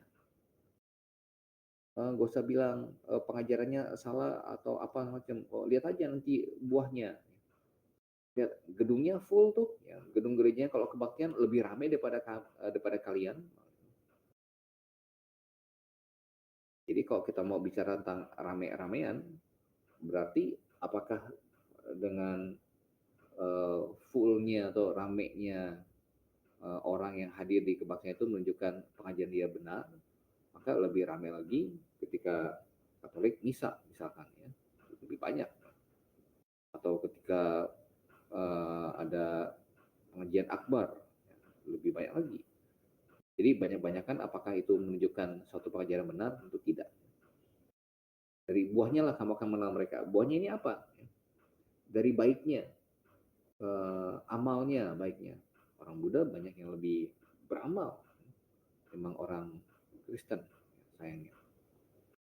Apakah berarti panjang mereka itu benar? Tentu tidak. Lalu buahnya apa? Tindakan perbuatan kita sehari-hari. Sayangnya ada banyak orang Kristen yang justru tidak menunjukkan, tidak taat hidupnya dan tidak menunjukkan dengan jelas Yesus hidup dalam dirinya. Jadi kalah baik dengan misalkan orang-orang Muslim di Eropa, sehingga akhirnya kekerasan di Eropa merosot drastis. Jadi kita lihat bukan itu tentu yang dimaksud dengan buahnya. Lalu buahnya di sini apa yang bisa memberitahu bahwa dia nabi palsu atau bukan? Nah, buahnya di sini mengacu kepada pengajaran. Pengajaran. Hanya dari pengajaran lah seseorang bisa diketahui apakah dia nabi palsu atau bukan. Jadi bukan dari berapa banyak pengikutnya, bukan dari perbuatannya ramah atau baik atau tidak, ya, tapi dari pengajarannya. Ini dimaksud dengan buahnya. Dari buahnya kamu akan mengenal mereka, nabi palsu atau bukan.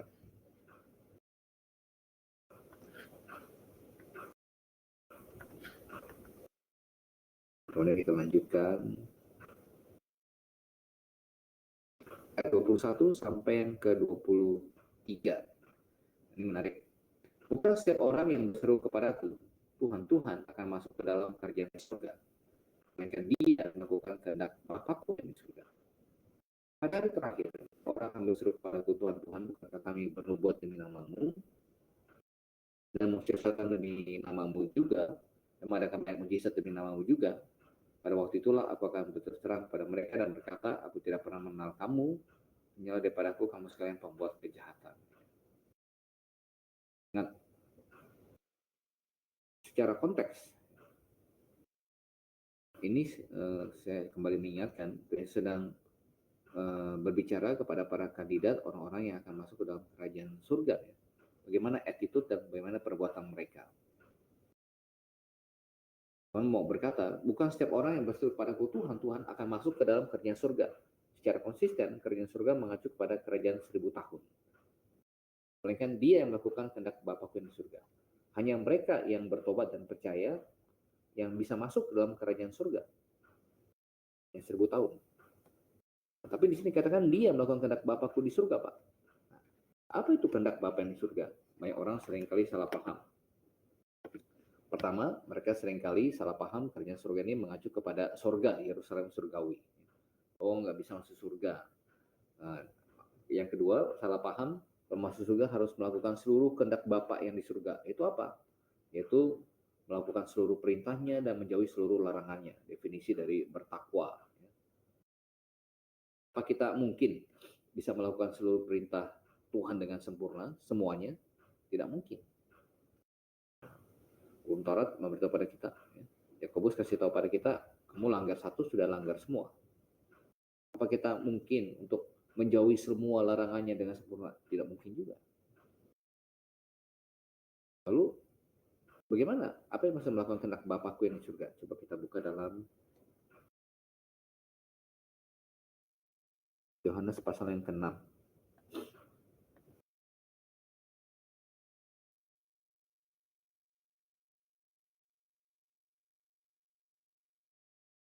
Oke, 28. Ya, 28. Lalu kata mereka kepadanya, apakah yang harus kami perbuat supaya kami mengerjakan pekerjaan yang dikehendaki Allah? 29, jawab Yesus pada mereka, inilah pekerjaan yang dikehendaki Allah, yaitu hendaklah kamu percaya kepada dia yang telah diutus Allah. Itu percaya kepada aku.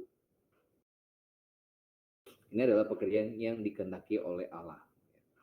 Jadi, melakukan kehendak Bapa-Ku di surga. Apa itu? Kehendak Bapa di surga, percaya kepada Yesus Kristus. Itu adalah kehendak Bapa yang di surga. Jadi yang mau masuk ke dalam kerajaan 1000 tahun, kerajaan surga, haruslah orang yang telah bertobat dan percaya kepada Yesus Kristus, Yesus dari Nazaret. Kemudian pada hari terakhir, banyak orang akan berseru kepadaku, Tuhan, Tuhan, bukankah kami bernubuat demi nama-Mu? Dan mengusir setan demi nama-Mu. Dan mengadakan banyak mujizat demi nama-Mu juga. Kita tahu, ya, ini adalah hal-hal yang bersifat pewahyuan. Tuhan, Tuhan, bukankah kami bernubuat demi nama-Mu? Mengusir setan demi nama-Mu. Ya, ada juga di masa Tuhan Yesus itu, zamannya Paulus, ada anak-anak Skewa yang mengusir setan demi nama Tuhan Yesus. Kemudian iblisnya bilang, Yesus aku kenal, ya, kalian siapa? Kemudian akhirnya mereka yang lari terbirit-birit. Dan mengadakan banyak mujizat demi nama-Mu juga. Jadi orang-orang ini berpikir bahwa ketika mereka melakukan tindakan-tindakan ini, otomatis mereka masuk, ya, bisa masuk dalam kerajaan surga. Sudah orang yang bertobat dan percaya. Namun tidak selalu ya. Para nabi palsu juga bisa bernubuat, dan bisa terjadi, bisa iya bisa tidak. Sementara kalau nabi dari Tuhan pasti selalu 100 kali dia bernubuat, 100-nya itu terjadi. Nabi palsu 100 bernubuat ya mungkin 5 jadi, atau berapa jadi, bahkan kalau misalkan jadi 95 itu juga bukan dari Tuhan. Dari Tuhan 100 pasti terjadi. Kita dapat peringatan bahkan kalau soal nubuatan dalam Ulangan. Kita bahas soal secara konteks dulu ya, interpretasi. Ulangan pasal 13. Apabila di tengah-tengahmu muncul seorang nabi atau seorang pemimpin dan ia memberitahu kepadamu suatu tanda atau mujizat, dan apabila tanda atau mujizat yang dikatakanmu terjadi dan ia memujuk, mari kita mengikuti Allah lain yang tidak kau kenal, dan mari kita berbakti kepadanya, maka janganlah engkau mendengarkan perkataan nabi atau pemimpin itu, sebab Tuhan Allahmu mencoba kamu untuk mengetahui apakah kamu sungguh-sungguh mengasihi Tuhan Allahmu dengan segenap hatimu dan dengan segenap jiwa. Jadi seandainya pun terjadi, ya, jangan kamu dengarkan. Kemudian kita lihat lagi di dalam kembali ke Matius 7.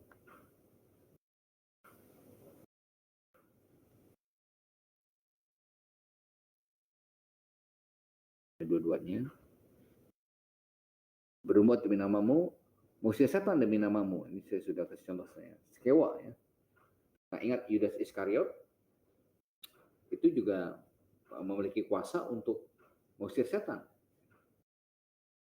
Tapi justru ya, apa yang terjadi? Dia justru menjual gurunya. Untuk berbuat ini dan juga mengusir setan, mengadakan banyak mujizat demi namamu juga. Nah, hari ini kita tidak terlalu melihat ada banyak mujizat yang terjadi seperti pada zamannya Musa, Elia, dan pada zamannya Tuhan Yesus. Kenapa pada zaman mereka banyak sekali terjadi mujizat? Karena pada waktu itu mujizat dipakai untuk mengkonfirmasi firman yang mereka sampaikan, yang waktu itu belum jadi secara tertulis. Jadi Petrus ketika dia berkhotbah, Yesus dari Nazaret adalah Mesias, dia telah bangkit dari antara orang mati. Mungkin orang-orang Yahudi, 3 tahun yang lalu saya belanja ikan sama kamu kok, ya sekarang kamu mau khotbahin saya, ajarin saya. Sehingga Tuhan mengangkat pamor mereka dengan memberi karunia kerasulan. Oke, kamu tidak percaya apa yang saya katakan, ya, dalam nama Yesus bangkit, berjalanlah, dibilang pada orang lumpuh itu berjalan. Sehingga para pendengarnya merasa yakin, wah ini yang dia sampaikan adalah firman Allah. Ya, mujizat yang dia lakukan mengkonfirmasi pesan yang dia beritakan. Jadi kita lihat di dalam Ibrani pasal yang kedua, itu adalah tujuan Tuhan memberikan karunia kerasulan ya, karena melakukan mujizat.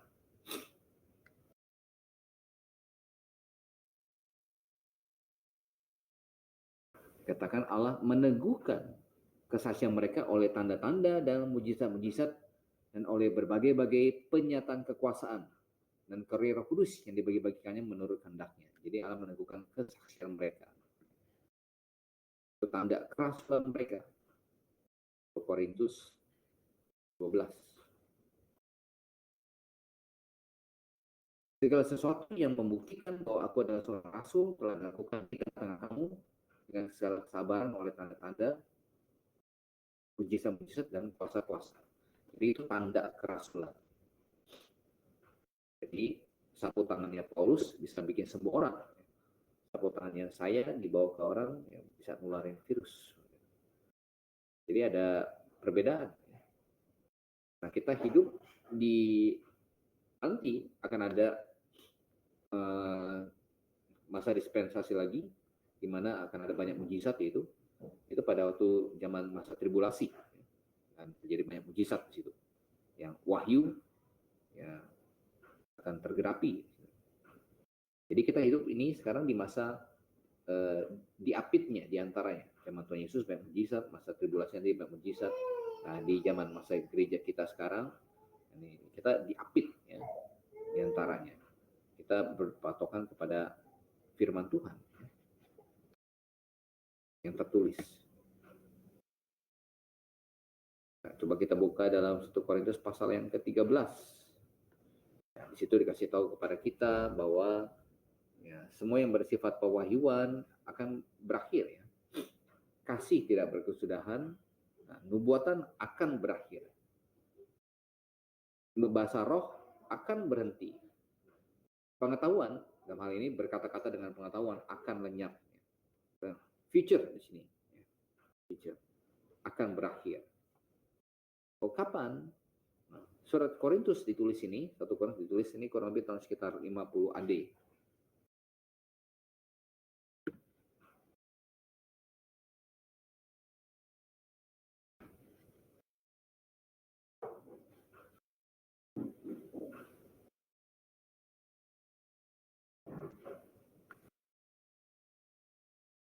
Surat 1 Korintus ditulis, saya ada buat seminar di sini.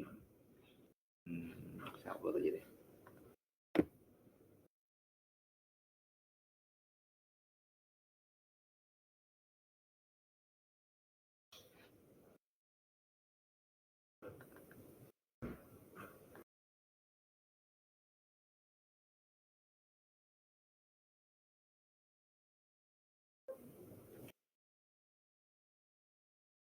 Oh, kebesaran.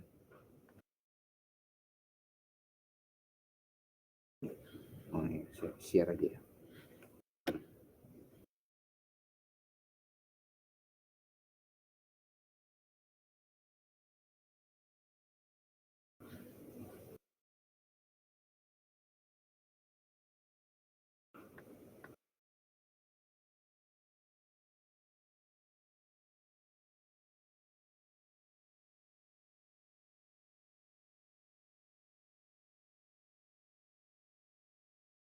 Oke, saya share saja.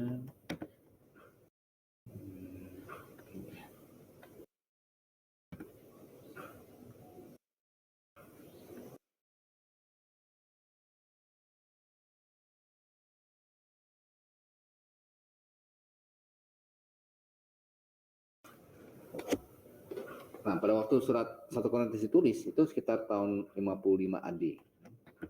Bagaimana dengan 1 Korintus 14 ayat 1 sampai 2? Kejarlah karunia, terutama karunia untuk bernubuat. Ingat, pada waktu itu, Allah masih turunkan wahyu. Wahyu masih turun terus. Sehingga orang masih bisa bernubuat dan kemudian berbahasa lidah. Kemudian melakukan mujizat untuk mengkonfirmasi wahyu yang disampaikan. Hingga 1 Korintus 14 bilang, kejar karunia, terutama karunia untuk bernubuat.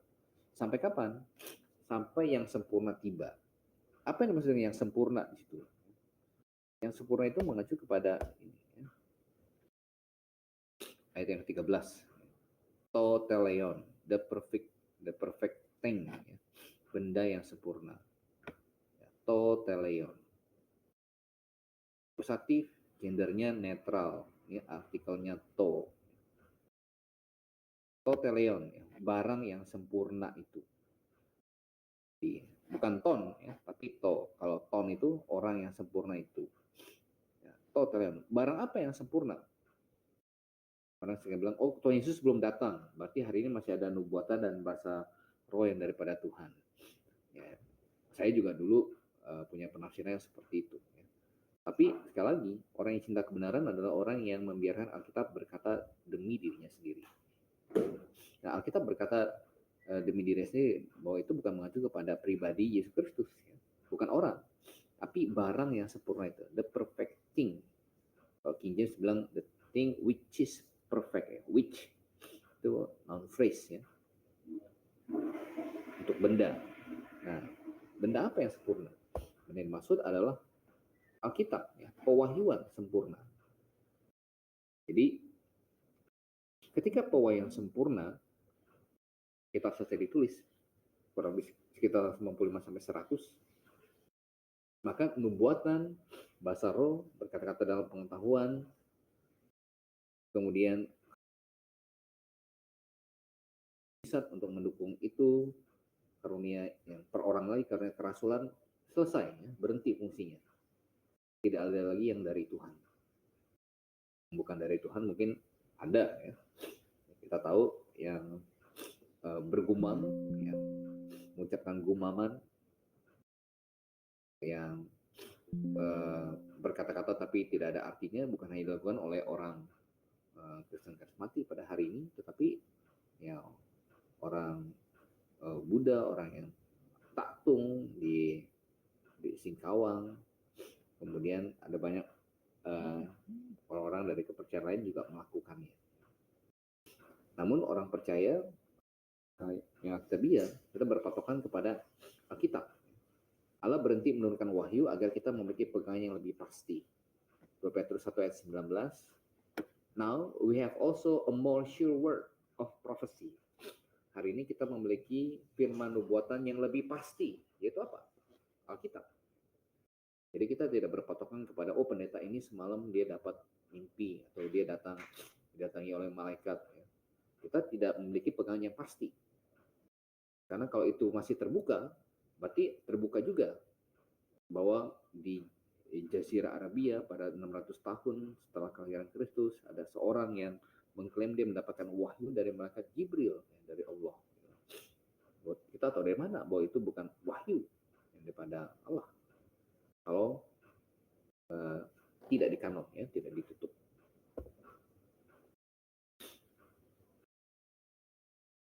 Judaism, perjanjian lama tulisan Rabi, Katolik, perjanjian lama, perjanjian baru, plus ada di Deuterononika dan konsili tulisan Paus, ya, bulah Paus, Pope Bull, Advent, PLPB, tulisan Ellen G. White, kemenangan akhir, ini gereja Mormon, Church of Latter-day Saints, orang kudus di masa akhir, PLPB, Mormon, karismatik, PLPB, plus pewahyuan yang masih terus berjalan, mimpi, penglihatan, malaikat datang, yang terbiak, PL dan ini soal bahasa roh, ini akan ini sudah selesai sebenarnya, proses juga nubuatan. Jadi setelah Alkitab PB selesai ditulis, kurang lebih tahun 95 AD, tidak ada lagi jabatan kenabian, karunia perbuatan yang dari Tuhan berhenti. Jadi tidak lagi sekarang pelayanan yang bersifat profetik atau apostolik. Ketika Rasul terakhir meninggal, selesai. Jabatan Rasul tidak ada lagi. Di dalam Yerusalem surgawi kita hanya melihat ada 12 Rasul. Tidak tahu yang satu yang lagi itu Matias atau Paulus. Jadi tidak ada Rasul Robert Liardon, tidak ada Oral Robert, tidak ada, atau rasul-rasul siapa, ya, tidak ada. Ini 12 rasul. Oke. Stop sharing. Baik. Jadi itu secara aplikasi kita bisa masuk ke situ. Yang Matius pasal yang ke-7. Sampai sini ada yang mau ditanya? Kemudian dikatakan lagi Tuhan Yesus, kenapa Tuhan Yesus tolak mereka? Ya, mereka mengaku kenal Tuhan, tapi Tuhan bilang,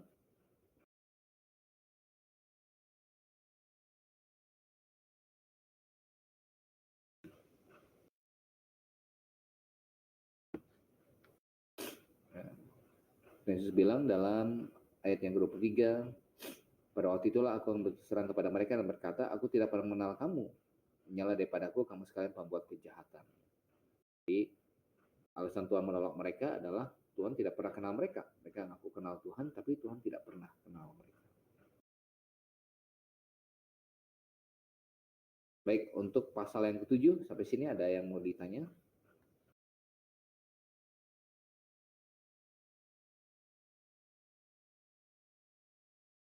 Ada pertanyaan?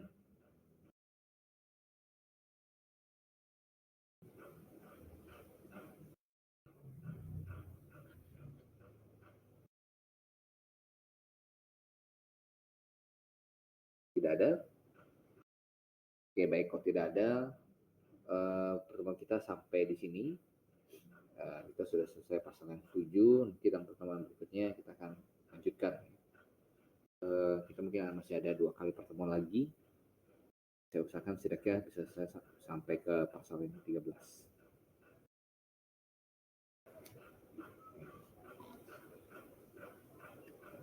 Baik, kalau tidak ada, kita akan tutup pertemuan kita pada malam hari ini. Mari kita berdoa terlebih dahulu. Bapa di dalam surga, terima kasih untuk penyertaan-Mu dalam kelas kami pada malam hari ini ya Bapak. Tuhan berkati pembelajaran kami, berikan kami hati seorang murid untuk belajar, menguji segala sesuatu, menilai, menghakimi segala sesuatu. Berikan kami hati seperti orang-orang Yahudi di Berea, untuk meneliti apakah sesuatu yang benar demikian atau tidak. Tuntun kami dan pimpin kami melalui Roh Kudus-Mu, bukan penerangan, dengan kami hati yang mau diajar ya Tuhan. Kami berdoa, menyerahkan waktu istirahat kami selanjutnya ke dalam tangan-Mu. Terima kasih untuk hari ini, kami serahkan dalam nama Tuhan kami Yesus Kristus. Amin. Baik, saya ucapkan selamat malam untuk kita semua. Terima kasih untuk partisipasinya. Selamat beristirahat Bapak Ibu sekalian. Tuhan Yesus menyertai. Maranatha.